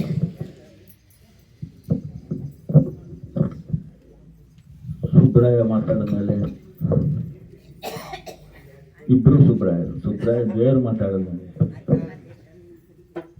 ನಾನು ಮಾತನಾಡೋದು ಭಿನ್ನವಾಗಿರಬೇಕು. ಅಯಾಚಿತವಾಗಿ ಅನಿರೀಕ್ಷಿತವಾಗಿ ಸರಕುಳಿ ಕುಟುಂಬದ ಮಧ್ಯೆ ನಾನಿರುವಂತಾಗಿದೆ. ಸುಬ್ರಾಯ ನನ್ನ ಬಹುಕಾಲದ ಗೆಳೆಯ. ಬಹುಶಃ ನಾವಿಬ್ಬರು ಓರಿಗೆಯವರ ಹಾಗೆ ಇದ್ದವರು. ಕಳೆದ ಸಲ ಮದುವೆಗೆ ಬಂದಾಗ ಲೋಕೇಶ್ವರ ಹೆಗಡೆ ಅವರ ಪರಿಚಯ ಆಯಿತು. ಅವರದ್ದೊಂದು ಉತ್ತಮವಾದಂತಹ ಚಿತ್ರವನ್ನು ನಾನು ಫೋಟೋ ತೆಗೆಸಿ ಅದೀಗ ನನ್ನ ಬಳಿ ಇದೆ. ಅಧ್ಯಕ್ಷತೆ ವಹಿಸಿದಂತಹ ವಿಶ್ವನಾಥ ಭಟ್ರು ಕೂಡ ನನಗೆ ನಮ್ಮ ಮನೆಯವರಿಗೆ ನಮ್ಮ ಮನೆತನಕ್ಕೆ ತೀರಾ ಹತ್ತಿರದವರಾದಂತಹ ಅಭಿಮಾನಪೂರ್ವಕವಾದಂತಹ ನಾವೆಲ್ಲ ಹೆಮ್ಮೆ ಪಡುವಂತಹ ಪಂಡಿತರು. ಒಂದು ದೃಷ್ಟಿಯಲ್ಲಿ ವಿದ್ಯಾ ವಾಚಸ್ಪತಿ ಅಂತ ಅವರು ಹೇಳ್ಬೋದು. ಹಾಗೆ ಭಕ್ತಿ ಬಿಂಬ ಪುಸ್ತಕವನ್ನು ಪ್ರಕಟಣೆ ಮಾಡಿದಂತಹ ಪ್ರೇಮ ಅವರು ಮತ್ತು ಅವರ ಮನೆಯವರಿಗೆ ಶುಭಾಶಯವನ್ನು ಹೇಳ್ತಾ, ಈ ಸಾಹಿತ್ಯ ಪ್ರಕಟಣೆ ಏನಿದೆ ಇದು ಯಾವತ್ತು ಪ್ರಕಟಣೆಗೆ ಬಂತೋ ಅವತ್ತು ಅದು ಅಕ್ಷರ ರೂಪಕ್ಕೆ ಬಂತು ಅಂತ ಅರ್ಥ. ಮಾತು ಅಕ್ಷರವಾಗುವ ಕಾಲ ಅಥವಾ ವಚನ ಕಾವ್ಯವಾಗುವ ಕಾಲ 12ನೇ ಶತಮಾನದಲ್ಲಿ ಆಯಿತು. ಆದರೆ ಋಗ್ವೇದದಲ್ಲಿಯೇ ನಮ್ಮ ಹಾಡುಗಳೆಲ್ಲ ಅಕ್ಷರ ರೂಪಕ್ಕೆ ಬಂದವು. ಆಮೇಲೆ ವರ್ಷ ಕಡತಗಳನ್ನು ಬರೀಲಿಕ್ಕೆ ಆರಂಭ ಮಾಡಿದ ಮೇಲೆ ಅಕ್ಷರ ರೂಪಕ್ಕಂತು. ಅಕ್ಷರ ಅಂದರೆ ಏನು? ಕ್ಷರ ಇಲ್ಲದೆ ಇರುವುದು ಅಕ್ಷರ ಅಂತ. ಅದು ಕಳೆದು ಹೋಗಬಾರ್ದು, ಅದು ಉಳಿಬೇಕು ಅನ್ನೋ ದೃಷ್ಟಿಯಲ್ಲಿ ಅದನ್ನು ಅಕ್ಷರವನ್ನಾಗಿ ಮಾಡಿದರು. 10ನೇ ಶತಮಾನದಲ್ಲಿ ಶ್ರೀ ವಿಜಯನು ಕವಿರಾಜ ಮಾರ್ಗ ಅಂತ ಒಂದು ಬರ್ತು ನರಪತುಂಗನ ಕಾಲದಲ್ಲಿ. ಕವಿಗಳಿಗೆ ರಾಜಮಾರ್ಗವಾಗಿರುವಂಥದ್ದು ಏನು ಅನ್ನೋದನ್ನು ಅದರಲ್ಲಿ ಬರೆದರು. ಅದರಲ್ಲಿ ಏನು ಹೇಳ್ತಾನೆ ಅಂತಂದರೆ, ಕರ್ನಾಟಕದಲ್ಲಿ ಕುರಿತೋದರಿಯಂ ಕಾವ್ಯ ಪ್ರಯೋಗ ಪರಿಣತ ಮತಿಗಳು ಅನ್ನೋ ಒಂದು ಶಬ್ದವನ್ನು ಒಂದು ವಾಕ್ಯವನ್ನು ಹೇಳ್ತಾನೆ. ಕರ್ನಾಟಕದ ಜನ ಒಂದು ವಿಷಯವನ್ನು ಇಟ್ಟುಕೊಂಡು ಓದದೇನೆ ಅಥವಾ ಅಧ್ಯಯನ ಮಾಡ್ದೇನೆ ಅಭ್ಯಾಸ ಮಾಡ್ದೇನೆ ಕಾವ್ಯವನ್ನು ಪ್ರಯೋಗ ಮಾಡುವ ಪರಿಣಿತರಾಗಿದ್ದರು ಅಂತ. ನಮ್ಮ ತಾಯಂದಿರೆಲ್ಲ ಹೇಗೀಗ ಭಕ್ತಿಬಿಂಬದಂತಹ ಕಾವ್ಯವನ್ನು ಬರೆದರು, ಕವನಗಳನ್ನು ಬರೆದರು. ಅಂತಹ ಕಾವ್ಯಗಳನ್ನು ಬಹಳ ಹಿಂದೆ 9ನೇ 10ನೇ ಶತಮಾನದಲ್ಲಿ ಬರೆದರು ಇದ್ದರು ಅಂತ. ಸರಿಸುಮಾರು ಅದೇ ಕಾಲಕ್ಕೆ ಬನವಾಸಿಯಲ್ಲಿ ಪಂಪ ಕಲಿಕೇಸರಿಯ ಆಸ್ಥಾನದ ಕವಿಯಾಗಿದ್ದ, ದಂಡನಾಯಕನೂ ಆಗಿದ್ದ. ಅವ ಹೇಳ್ತಾನೆ, ಈ ಉತ್ತರ ಕನ್ನಡ ಜಿಲ್ಲೆಯಲ್ಲಿ ಪ್ರತಿ ಮನೆಯಲ್ಲೂ ಗೊಟ್ಟಿಯ ಅಲಂಪಿ ನಿಂಪುಗಳ್ಗಾಗರ ಮಾದ ಮಾನಿಸರಿ ಮಾನಿಸರು. ಎಲ್ಲ ಮನೆಗಳಲ್ಲಿ ಹಾಡುವವರು, ಕತೆ ಹೇಳುವವರು, ಇಡೀ ಮನೆಯನ್ನು ಒಂದು ರೀತಿಯಲ್ಲಿ ಆನಂದದಾಯಕವಾಗಿ ಇಟ್ಟಂತಹ ಮನುಷ್ಯರಿದ್ದರು ಅಂತ ಹೇಳ್ತಾರೆ. ಮಾನಿಸರು ಮಾನ್ಯವಂತರಾಗಿದ್ದರು. ನನ್ನ ಅಜ್ಜಿ, ನನ್ನ ತಂದೆಯ ತಾಯಿ, ಪ್ರತಿದಿನ ಬೆಳಗ್ಗೆ ಮನೆಯ ಮುಂದೆ ಸಾರಿಸಿ ರಂಗೋಲಿ ಇಡುವಾಗ ಕುಮಾರವ್ಯಾಸ ಭಾರತವನ್ನು ಹೇಳ್ತಿದ್ದರು. ಹಾಗೆ ಕುಮಾರವ್ಯಾಸ ಭಾರತ ಹೇಳುವ ತಾಯಿಯಂದರು ತುಂಬ ಜನ ಇದ್ದರು. ಬಹುತೇಕ ನಮ್ಮ ಹವ್ಯಕರ ಮನೆಯಲ್ಲಂತೂ ಬೆಳಗ್ಗೆ ಹಾಡು ಹೇಳುವವರು ಬಹಳ ಜನ ಇದ್ದರು. ಹಾಗೆ ಹೇಳುವ ಹಾಡುಗಳನ್ನು ಇವತ್ತು ಬೇರೆ ಬೇರೆ ಧಾಟಿಯಲ್ಲಿ ಭಕ್ತಿ ಬಿಂಬದಲ್ಲಿ ಪ್ರೇಮ ಅವರು ಬರೆದಿದ್ದಾರೆ. ಕಾವ್ಯದಲ್ಲಿ ಛಂದಸ್ಸು ಅಂತ ಒಂದಿದೆ. ಕಾವ್ಯ ಹೇಗಿರಬೇಕು ಅನ್ನೋದನ್ನು ಪರೀಕ್ಷೆ ಮಾಡೋಕ್ಕೆ ಛಂದಸ್ಸುಗಳಿದೆ. ಅದರ ರೂಪರೇಷೆ ಹೇಗಿರಬೇಕು ಅನ್ನೋದಕ್ಕೆ ಛಂದಸ್ಸು ಅಂತ ಹೇಳ್ತಾರೆ. ನಮ್ಮ ಕನ್ನಡದಲ್ಲಿ ಒಂದು ಛಂದಸ್ಸಿದೆ, ಅಂಶ ಛಂದಸ್ಸಿನಲ್ಲಿ ಬರ್ತದೆ. ಗೀತೆಗೆ, ಛಂದೋತಂಸ, ಈ ರೀತಿಯಾದಂಥ ಛಂದಸ್ಸುಗಳ ಮಧ್ಯೆ ಒಂದು ಧವಳ ಅಂತ ಒಂದು ಛಂದಸ್ಸು ಬರ್ತದೆ. ಧವಳ ಛಂದಸ್ಸು ಅಂತ ಯಾವುದು ಅನ್ನೋದ್ರೆ, ನಮ್ಮ ತಾಯಂದಿರು ಏನು ಹಾಡುಗಳನ್ನು ಹೇಳ್ತಾರೆ, ಇದು ಧವಳ ಛಂದಸ್ಸಿನಲ್ಲಿ ಇರ್ತದೆ ಅನ್ನೋದು ಅಧ್ಯಯನದಿಂದ ಹೇಳಿದ್ದಾರೆ. ಈ ಧವಳ ಛಂದಸ್ಸಿನಲ್ಲಿ ಯಾರನ್ನು ಸ್ತುತಿ ಮಾಡ್ತಾರೋ, ಯಾರನ್ನ ಹೊಳುತ್ತಾರೋ, ಅದರಲ್ಲಿ ಜಯ ಧವಳ ಇದೆ, ಕೀರ್ತಿ ಧವಳ ಇದೆ, ಮಂಗಳಕಾರಕ ಸಂದರ್ಭಗಳಲ್ಲಿ ಹೇಳುವಂಥ ಹಾಡುಗಳಿಗೆಲ್ಲ ಮಂಗಳ ಧವಳ ಅಂತ ಹೇಳ್ತಾರೆ. ಹಾಗೆ ಇನ್ನೂ ಅನೇಕ ರೀತಿಯಾದಂತಹ ಗಂಗೆ ಧವಳ ಇದೆ. ನೀರು ತುಂಬ ಹೇಳುವ ಹಾಡುಗಳೆಲ್ಲ ಗಂಗೆ ಧವಳದಲ್ಲಿದೆ. ಹೀಗೆ ಈ ರೀತಿಯಾದಂತಹ ಕಾವ್ಯಗಳಲ್ಲಿ ಯಾವ ಛಂದಸ್ಸಿದೆ ಅನ್ನೋದನ್ನು ನೋಡಿದರೆ ನಮ್ಮ ಭಾರತೀಯ ಅಥವಾ ನಮ್ಮ ಕನ್ನಡದ ಅತ್ಯುತ್ತಮ ಕಾವ್ಯಗಳ ರೂಪರೇಷೆ ಏನು ಅಂತ ಅರ್ಥ ಆಗ್ತದೆ. ಹಾಗಾಗಿ ಪ್ರೇಮ ಅವರು ಬರೆದಿರುವ ಭಕ್ತಿ ಬಿಂಬವನ್ನು ಅಧ್ಯಯನ ಮಾಡುವ ಕಾಲಕ್ಕೆ ಇದು ಯಾವ ಧವಳದಲ್ಲಿ ಇದೆ, ಇದರ ಛಂದಸ್ಸು ಯಾವುದಿದೆ, ಪ್ರತಿಯೊಂದು ಛಂದಸ್ಸಿಗೆ ಒಂದು ದೇವತೆ ಇದೆ, ಪ್ರತಿಯೊಂದು ಛಂದಸ್ಸಿಗೆ ಬಣ್ಣ ಇದೆ, ಪ್ರತಿಯೊಂದು ಛಂದಸ್ಸಿಗೆ ಋಗ್ವೇದದಲ್ಲಿ ಋಷಿಗಳಿದ್ದಾರೆ, ದೇವತೆಗಳಿದ್ದಾರೆ, ಬಣ್ಣಗಳಿದೆ, ಸ್ವರ ಇದೆ.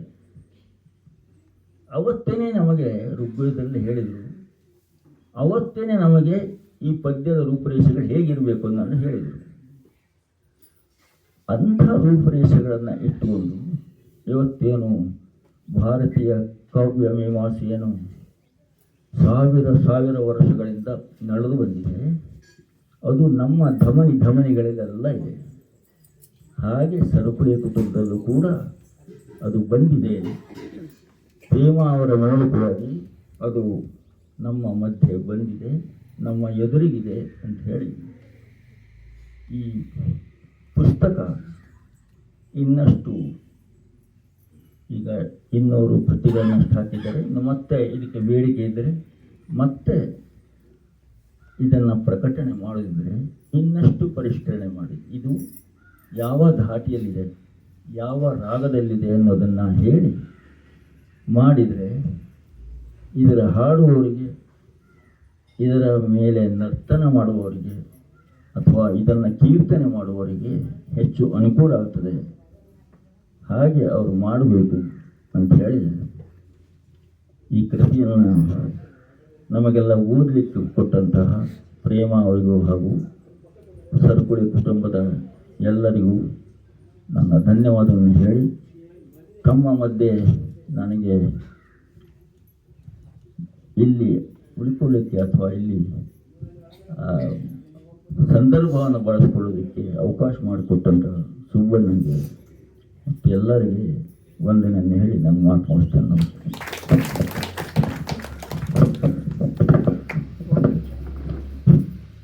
ಅಶೋಕ ಹಸಿಗಾರರ ಒಂದು ಕ್ರಾಂತಿಕಾರಕ ಸಾಧನೆ ಅಂದರೆ ಇದೇ ತಿಂಗಳಲ್ಲಿ ಅವರಿಗೆ ರಾಜ್ಯ ಮಟ್ಟದ ಅವರೇ ರಚಿಸಿದಂತಹ ಸಂಶೋಧನಾತ್ಮಕ ಕೃತಿ ಯಕ್ಷಗಾನದ ದಶಾವತಾರ ದಶರೂಪಕ ಅನ್ನೋ ಪುಸ್ತಕಕ್ಕೆ ರಾಜ್ಯ ಪ್ರಶಸ್ತಿ ಸಿಕ್ಕಿತು. ಮಂಗಳೂರು ವಿಶ್ವವಿದ್ಯಾಲಯದವರು ಪ್ರಶಸ್ತಿ ಕೊಟ್ಟರು, ಕಾಂತಾವರ ಕನ್ನಡ ಸಂಘದವರು ಕೊಟ್ಟರು.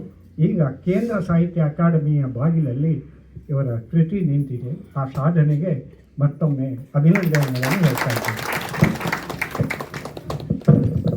ಇತಿಹಾಸದ ನೆನಪನ್ನ ನೆನಪಿಸುತ್ತಾ ಕನ್ನಡದ ಕಾವ್ಯದ ಕಂಪನ್ನ ಹಬ್ಬಿಸಿದಂತಹ ರಾಜ್ಯ ಪ್ರಶಸ್ತಿ ಪುರಸ್ಕೃತರಾದಂತಹ ಶ್ರೀಯುತ ಅಶೋಕ್ ಹಾಸ್ಯಗಾರ್ ಇವರಿಗೆ ತುಂಬ ಹೃದಯದ ಧನ್ಯವಾದಗಳು.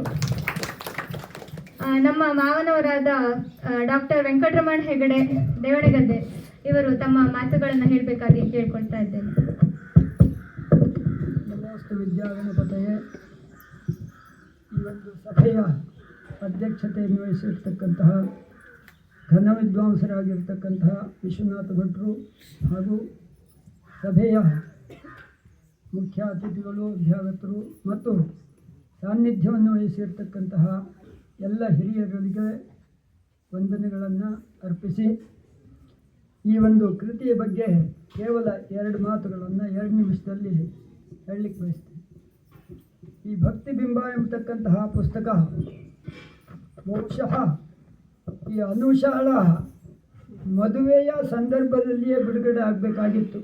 ಆ ಸಂದರ್ಭದಲ್ಲಿಯೇ ಇದನ್ನು ಬಿಡುಗಡೆ ಮಾಡಬೇಕು ಎಂಬುದಾಗಿ ಪ್ರೇಮ ಬಹಳ ಯೋಜನೆಗಳನ್ನು ಹಾಕ್ಕೊಂಡಿದ್ಲು.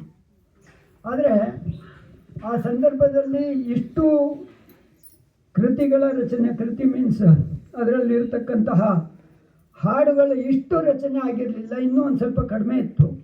ಆವಾಗ ನಾನು ಒಂದು ಮಾತು ಹೇಳಿದೆ, ಬಹಳ ಕಡಿಮೆ ಆಯಿತು ಹಾಡು, ಅದನ್ನೇ ಇನ್ನೂ ಒಂದು ಸ್ವಲ್ಪ ಬರೆದು ಇನ್ನೂ ಒಂದಿಷ್ಟು ಸಂಗ್ರಹ ಆಗಲಿ, ಆಮೇಲೆ ಪ್ರಕಾಶನ ಮಾಡಿದ್ರೆ ಆಯಿತು ಅಂತ ಹೇಳಿ. ನಮಗೆ ಬಹಳ ಪರಿಚಯರು, ಆತ್ಮೀಯರು ಎಲ್ಲ ಇದ್ದಾರೆ. ಉತ್ತರ ಕನ್ನಡ ಜಿಲ್ಲಾ ಸಾಂಸ್ಕೃತಿಕ ಸಂಘದಲ್ಲಿ ಏನು ಸಾಂಸ್ಕೃತಿಕ ಸಂಸ್ಥೆಯಾಗಿರ್ತಕ್ಕಂತಹ ಜಿಲ್ಲಾ ಕನ್ನಡ ಸಾಹಿತ್ಯ ಪರಿಷತ್ ಇದೆ, ಬೇಕಾದ್ರೆ ಅಲ್ಲಿಯೇ ಕೂಡ ಪ್ರಕಾಶನ ಮಾಡಿಸ್ಕೊಡ್ತೇನೆ ಅಂತ ಹೇಳಿದೆ. ಆದರೆ ಈ ಒಂದು ಪುಸ್ತಕವನ್ನು ಅಲ್ಲಿಯವರೆಗೆ ಒಯ್ಯೋದು ಬೇಡ, ಇದು ನಮ್ಮ ಮನೆಯಲ್ಲಿಯೇ ಪ್ರಕಾಶನ ಆಗಬೇಕು. ನನಗೆ ಬಹಳ ದೊಡ್ಡ ಸ್ಥಾನ ಮಾನ ಇತ್ಯಾದಿಗಳ ನಿರೀಕ್ಷೆಯೇನೂ ಇಲ್ಲ. ನನ್ನ ಮನಸ್ಸಿನ ಸಂತೋಷಕ್ಕೋಸ್ಕರ ನಾನು ಬರೆದಿರ್ತಕ್ಕಂತಹ ಒಂದು ಹಾಡುಗಳು.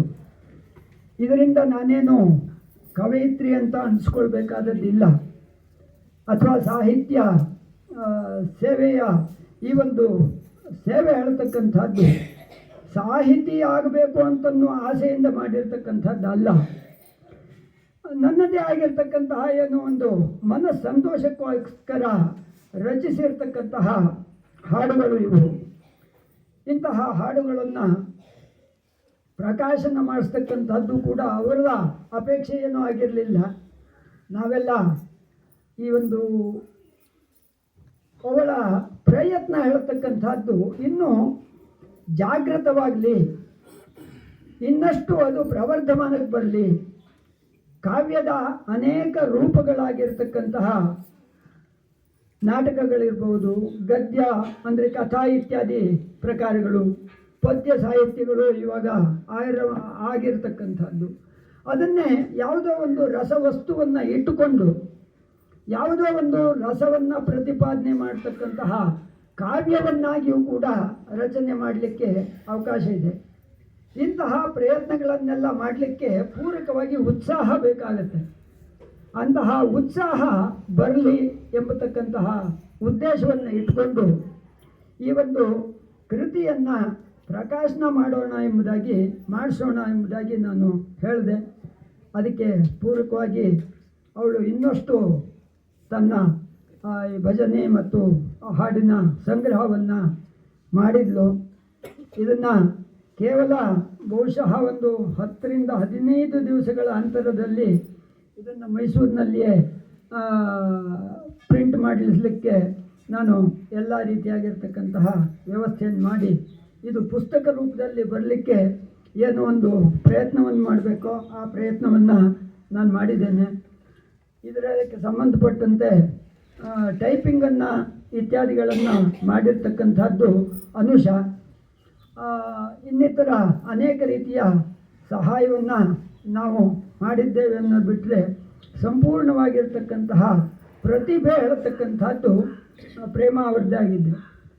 ಈ ಪ್ರತಿಭೆ ಅಂದರೆ ಏನು ಅಂತಂದರೆ ಪ್ರಜ್ಞಾ ನವನವೋನ್ಮೇಷ ಶಾಲಿನಿ ಪ್ರಜ್ಞಾ ಪ್ರತಿಭಾಮತ ಅಂತ ಹೇಳೋದು. ಪ್ರತಿಭೆ ಅಂದರೆ ಏನು ಅಂದರೆ ಪ್ರಜ್ಞಾ ನವನವೋನ್ಮೇಷ ಶಾಲಿನಿ ಪ್ರತಿಭಾಮತ.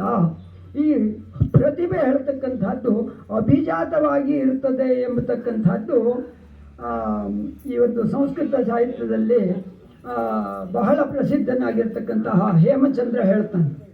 ಅನೇಕ ಮಹಾಕಾವ್ಯಗಳ ರಚನೆಕಾರರುಗಳು ಅಂಥವರುಗಳು ಮಹಾಪುರುಷರು. ಹಾಗೆ ಇನ್ನು ಕೆಲವರು ಇದು ಅಭ್ಯಾಸಾನುಸಾರವಾಗಿ ಬರತಕ್ಕಂಥದ್ದು ಪ್ರತಿಭೆ ಎಂಬುದಾಗಿಯೂ ಕೂಡ ಕೆಲವರು ಹೇಳ್ತಾರೆ. ಆದರೆ ಇದಕ್ಕೆ ಬಹಳ ಮುಖ್ಯವಾಗಿರ್ತಕ್ಕಂಥದ್ದು ಅಭಿಜಾತವಾಗಿಯೇ ಅದು ಇರತಕ್ಕಂಥದ್ದು ಪ್ರತಿಭೆ. ಅಭ್ಯಾಸದಿಂದ ಅದರ ದಾರ್ಢ್ಯ ಉಂಟಾಗಬಹುದು ಅಥವಾ ಅದು ಇನ್ನಷ್ಟು ಸ್ಫುಟವಾಗಬಹುದು. ಆದರೆ ಆ ಪ್ರತಿಭೆ ಹೇಳ್ತಕ್ಕಂಥದ್ದು ಕೇವಲ ಅಭ್ಯಾಸದಿಂದ ಬರತಕ್ಕಂಥದ್ದಲ್ಲ. ನಾನು 4 ಶಾಸ್ತ್ರಗಳಲ್ಲಿ ಮಾಸ್ಟರ್ ಡಿಗ್ರಿ ಪಡ್ಕೊಂಡಿದ್ದೇನೆ. ಪೊಲಿಟಿಕಲ್ ಸೈನ್ಸ್ MA, ರಾಜ್ಯಶಾಸ್ತ್ರ ಸಂಸ್ಕೃತ MA, ಧರ್ಮಶಾಸ್ತ್ರದಲ್ಲಿ MA ಮಾಸ್ಟರ್ ಡಿಗ್ರಿ ಅಥವಾ ವಿದ್ವತ್ ಉತ್ತಮ, ಜ್ಯೋತಿಷಾಸ್ತ್ರದಲ್ಲಿ ವಿದ್ವತ್ ಉತ್ತಮ, PhD ಮಾಡಿದ್ದೇನೆ, B.Ed ಮಾಡಿದ್ದೇನೆ. 28 ವರ್ಷಗಳಿಂದ ಪ್ರಾಧ್ಯಾಪಕನಾಗಿ ಕೆಲಸ ಮಾಡ್ತಾ ಇದ್ದೇನೆ ಡಿಗ್ರಿ ಆ್ಯಂಡ್ ಮಾಸ್ಟರ್ ಡಿಗ್ರಿ ಕಾಲೇಜಿನಲ್ಲಿ. ಇಷ್ಟಾದರೂ ಕೂಡ ನನ್ನಲ್ಲಿ ವಾಗ್ಮಿತ ಇಲ್ಲ, ಅಂದರೆ ಪ್ರತಿಭೆ ಇಲ್ಲ ನನ್ನಲ್ಲಿ. ಅಭಿಜಾತವಾಗಿರ್ತಕ್ಕಂತಹ ಆ ವಾಗ್ಮಿತ ಇರಬಹುದು ಅಥವಾ ಲೇಖಕನಾಗತಕ್ಕಂತಹ ಒಂದು ಪ್ರತಿಭೆ ನನ್ನಲ್ಲಿ ಇಲ್ಲ. ನಾನು ಇವತ್ತಿನವರೆಗೂ ಕೂಡ 10 ಕೃತಿಯನ್ನು ಮಾಡಬಹುದಿತ್ತು, ಆದರೆ ಅಷ್ಟು ಒಂದು ಪ್ರತಿಭೆ ನನ್ನಲ್ಲಿಲ್ಲ.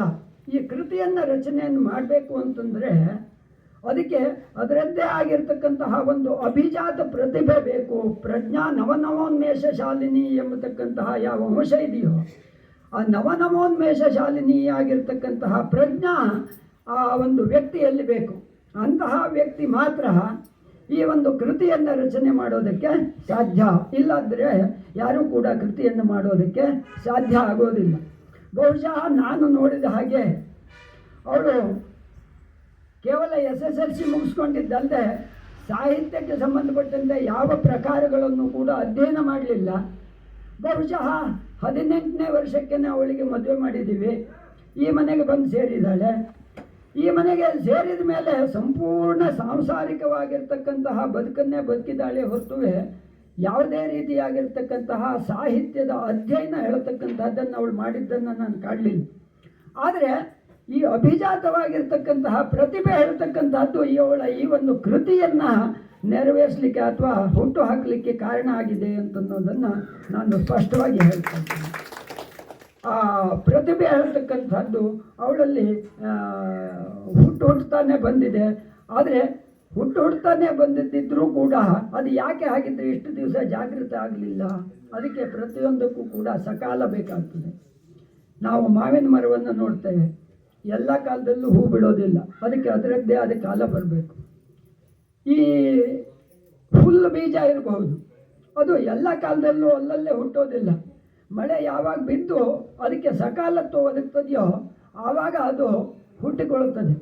ಹಾಗೆ ಈ ಪ್ರತಿಭೆಗಳೆಲ್ಲ ಸ್ಫುರಣವನ್ನು ಹೊಂದಲಿಕ್ಕೆ ಅಥವಾ ಪ್ರಕಾಶನವನ್ನು ಹೊಂದಬೇಕು ಅಂದರೆ ಅದಕ್ಕೆ ಅದರದ್ದೇ ಆಗಿರ್ತಕ್ಕಂತಹ ಒಂದು ಅವಸರ ಪ್ರಾಪ್ತಿ ಉಂಟಾಗಬೇಕು, ಸಮಯ ಪ್ರಾಪ್ತಿ ಆಗಬೇಕು. ಅಂತಹ ಒಂದು ಸಮಯ ಇವಾಗ ಅವಳಿಗೆ ಪ್ರಾಪ್ತವಾಗಿದೆ. ಅವಳದ್ದೇ ಆಗಿರ್ತಕ್ಕಂತಹ ಜವಾಬ್ದಾರಿಗಳನ್ನು ಬಹುತೇಕ ಎಲ್ಲ ಮುಗಿಸ್ಕೊಂಡಿದ್ದಾಳೆ. ಚಿಕ್ಕ ಮಕ್ಕಳಿರುವಾಗ ಚಿಕ್ಕ ಮಕ್ಕಳನ್ನು ಸಾಕಬೇಕಾಗ್ತದೆ, ಆ ಒಂದು ಮನೆಯ ಜವಾಬ್ದಾರಿಗಳನ್ನೆಲ್ಲ ನೋಡ್ಕೋಬೇಕಾಗ್ತದೆ, ಅವರ ಶಿಕ್ಷಣ ಇತ್ಯಾದಿ ಇತ್ಯಾದಿ ಬೇಡಿಕೆಗಳು ಎಲ್ಲವೂ ಕೂಡ ಈ ಅಮ್ಮಂದಿರನ್ನು ಆಶ್ರಯಿಸಿಕೊಂಡಿರ್ತವೆ. ಈ ಅಮ್ಮಂದರಿಗೆ ಅಷ್ಟು ಜವಾಬ್ದಾರಿಗಳನ್ನೆಲ್ಲ ಮುಗಿಸಿದ ಮೇಲೆ ಬಹುಶಃ 40, 45, 50 ವಯಸ್ಸಿಗೆ ಅವರಿಗೆ ರೋಗಗಳು ಎಲ್ಲ ಬರುವಂಥ ಸಮಯಗಳೇ ಅದು. ಅಂತಹ ಸಮಯದಲ್ಲಿ ಸ್ವಲ್ಪ ಅವರಿಗೆ ವಿಶ್ರಾಂತಿ ಮಾಡಬೇಕು ಅಂತ ಅನಿಸ್ತದೆ. ಆವಾಗ ಬಹುಶಃ ಅವರಿಗೆ ಈ ಥರದ ಚಟುವಟಿಕೆಗಳಲ್ಲೆಲ್ಲ ಮತ್ತೊಂದು ಸ್ವಲ್ಪ ಉಸಿರಾಡುವಷ್ಟು ಅವಕಾಶ ಸಿಗ್ತದೇನೋ ಅಂತನ್ನುವ ಪರಿಸ್ಥಿತಿ ಬಂದಿದೆ. ಈ ಒಂದು ಹಳ್ಳಿಗಾಡಿನ ಅಥವಾ ಹಳ್ಳಿಯಲ್ಲಿರ್ತಕ್ಕಂತಹ ಈ ಮಾತೆಯರ ಪರಿಸ್ಥಿತಿ ಇದು ನಿಮಗೆ ಎಲ್ಲರಿಗೂ ಕೂಡ ಗೊತ್ತಿರ್ತಕ್ಕಂಥದ್ದು. ಇಂತಹ ಒಂದು ಸಂದರ್ಭದಲ್ಲಿ ನಮ್ಮ ತಂಗಿ ಈ ಒಂದು ಕೃತಿಯನ್ನು ರಚನೆ ಮಾಡಿದ್ದಾಳೆ. ಅವಳಿಂದ ಇನ್ನೂ ಅನೇಕ ಕೃತಿಗಳು ಬರಲಿ, ಇನ್ನಷ್ಟು ಸಾಹಿತ್ಯ ಪ್ರಕಾರದ ಕೃತಿಗಳು ಉಂಟಾಗಲಿ ಅಥವಾ ಬರಲಿ ಎಂಬುದಾಗಿ ಹಾರೈಸಿ ಈ ಮನೆಯ ಹಿರಿಯವರು ಕಿರಿಯವರು ಎಲ್ಲರೂ ಕೂಡ ಈ ಒಂದು ಕೃತಿಯನ್ನು ಪ್ರಕಾಶನ ಮಾಡಲಿಕ್ಕೆ ಅಥವಾ ಇನ್ನಿತರ ಎಲ್ಲ ರೀತಿಯಲ್ಲಿ ಅವಳಿಗೂ ಕೂಡ ಸಹಕಾರವನ್ನು ಕೊಟ್ಟಿದ್ದಾರೆ. ಯಾಕೆಂದರೆ ಕೃತಿಯನ್ನು ಬರೀಬೇಕು ಅಂತಂದರೆ ಬೇರೆ ಬೇರೆ ಸಮಯ ಸಂದರ್ಭಗಳಲ್ಲಿ ತಮ್ಮದೇ ಆದ ಕೆಲಸ ಕಾರ್ಯಗಳನ್ನು ಕೆಲವು ಮಟ್ಟಿಗಾದರೂ ಮಟಕುಗೊಳಿಸ್ಕೊಂಡು ಮತ್ತೆ ಅದರಿಂದ ಇನ್ನೊಬ್ಬರಿಗೆ ಸಣ್ಣ ಪುಟ್ಟ ತೊಂದರೆಗಳು ಕೂಡ ಆಗ್ಬೋದು, ಅದನ್ನೆಲ್ಲ ಸಹಿಸಿಕೊಂಡು ಸಹಕರಿಸಿ ಎಲ್ಲ ರೀತಿಯಾಗಿರ್ತಕ್ಕಂತಹ ಸಹಕಾರ ಕುಟುಂಬಗಳಿಂದ ಬೇಕಾಗ್ತದೆ. ಅಂತಹ ಎಲ್ಲವುದನ್ನು ಕೂಡ ಕೊಟ್ಟಿರ್ತಕ್ಕಂತಹ ಸಹಕಾರಗಳನ್ನು ಕೊಟ್ಟಿರ್ತಕ್ಕಂತಹ ಅವರ ಯಜಮಾನರು ಅಂದರೆ ನನ್ನ ತಂಗಿಯ ಗಂಡ ಭಾವ ಮತ್ತು ಭಾವಂದಿರು ಅವರೆಲ್ಲವರಿಗೂ ಕೂಡ ಅವರ ಪ್ರೇಮಾನ ಅಕ್ಕ ತಂಗಿಯರು ಎಲ್ಲವರಿಗೂ ಕೂಡ ನಾನು ಧನ್ಯವಾದಗಳನ್ನು ಕೂಡ ಹೇಳ್ತಾ ಇಂತಹ ಕೃತಿಗಳು ಅನೇಕ ಬರಲಿ. ಈ ಮನೆಯ ಹಿರಿಯ ಸೊಸೆಯಾಗಿರ್ತಕ್ಕಂತಹ ಭವಾನಕ್ಕ ಅವಳು ಕೂಡ ಈ ಒಂದು ಮೊಬೈಲ್ನಲ್ಲಿ ವಾಟ್ಸಪ್ನಲ್ಲಿ ಸ್ಟೇಟಸ್ಸು ಇತ್ಯಾದಿಗಳಲ್ಲೆಲ್ಲ ಫೇಸ್ಬುಕ್ಕು ನನ್ನ ಹತ್ರ ಇಲ್ಲ, ಇನ್ಸ್ಟಾಗ್ರಾಮು ಇಲ್ಲ, ಅಂತಾದರೆ ಸ್ಟೇಟಸ್ಸಲ್ಲೆಲ್ಲ ಹಾಕ್ತಾ ಇರ್ತಾರೆ ಈ ರೀತಿಯ ಹಾಡುಗಳನ್ನು, ಚುಟುಕುಗಳನ್ನು, ಪದ್ಯಗಳನ್ನು ಎಲ್ಲ ಹಾಕ್ತಾರೆ. ಅಂತಹ ಒಂದು ಸಾಹಿತ್ಯದ ಕೃಷಿಯನ್ನು ಮಾಡ್ತಕ್ಕಂತಹ ಅನೇಕ ಜೀವಗಳು ಈ ಮನೆಯಲ್ಲಿವೆ. ಅವರುಗಳಿಗೆಲ್ಲರಿಗೂ ಕೂಡ ಉತ್ತರೋತ್ತರವಾಗಿರ್ತಕ್ಕಂತಹ ಯಶಸ್ಸು ಸಿಗಲಿ ತಮ್ಮ ತಮ್ಮ ಕೃತಿಗಳನ್ನು ರಚಿಸಿ ಪ್ರಕಾಶಿಸ್ತಕ್ಕಂತಹ ವಿಚಾರದಲ್ಲಿ ಎಂಬುದಾಗಿ ದೇವರಲ್ಲಿ ಪ್ರಾರ್ಥನೆಯನ್ನು ಕೂಡ ಮಾಡ್ತಾ ನನ್ನ ಎರಡು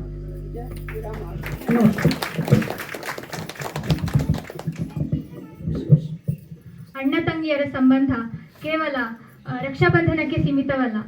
ಅದಕ್ಕೆ ಒಂದು ಮಾದರಿ ಅಂದರೆ ನಮ್ಮ ಮಾವ. ಅಮ್ಮನಿಗೆ ಎಲ್ಲ ರೀತಿಯಲ್ಲೂ ಸಹಕಾರ ನೀಡಿದಂತಹ ಡಾಕ್ಟರ್ ವೆಂಕಟರಮಣ ಹೆಗಡೆ ರೇವಣಗದ್ದೆ ಅವರಿಗೆ ತುಂಬ ಹೃದಯದ ಧನ್ಯವಾದಗಳು. ಕೃತಿಕಾರರ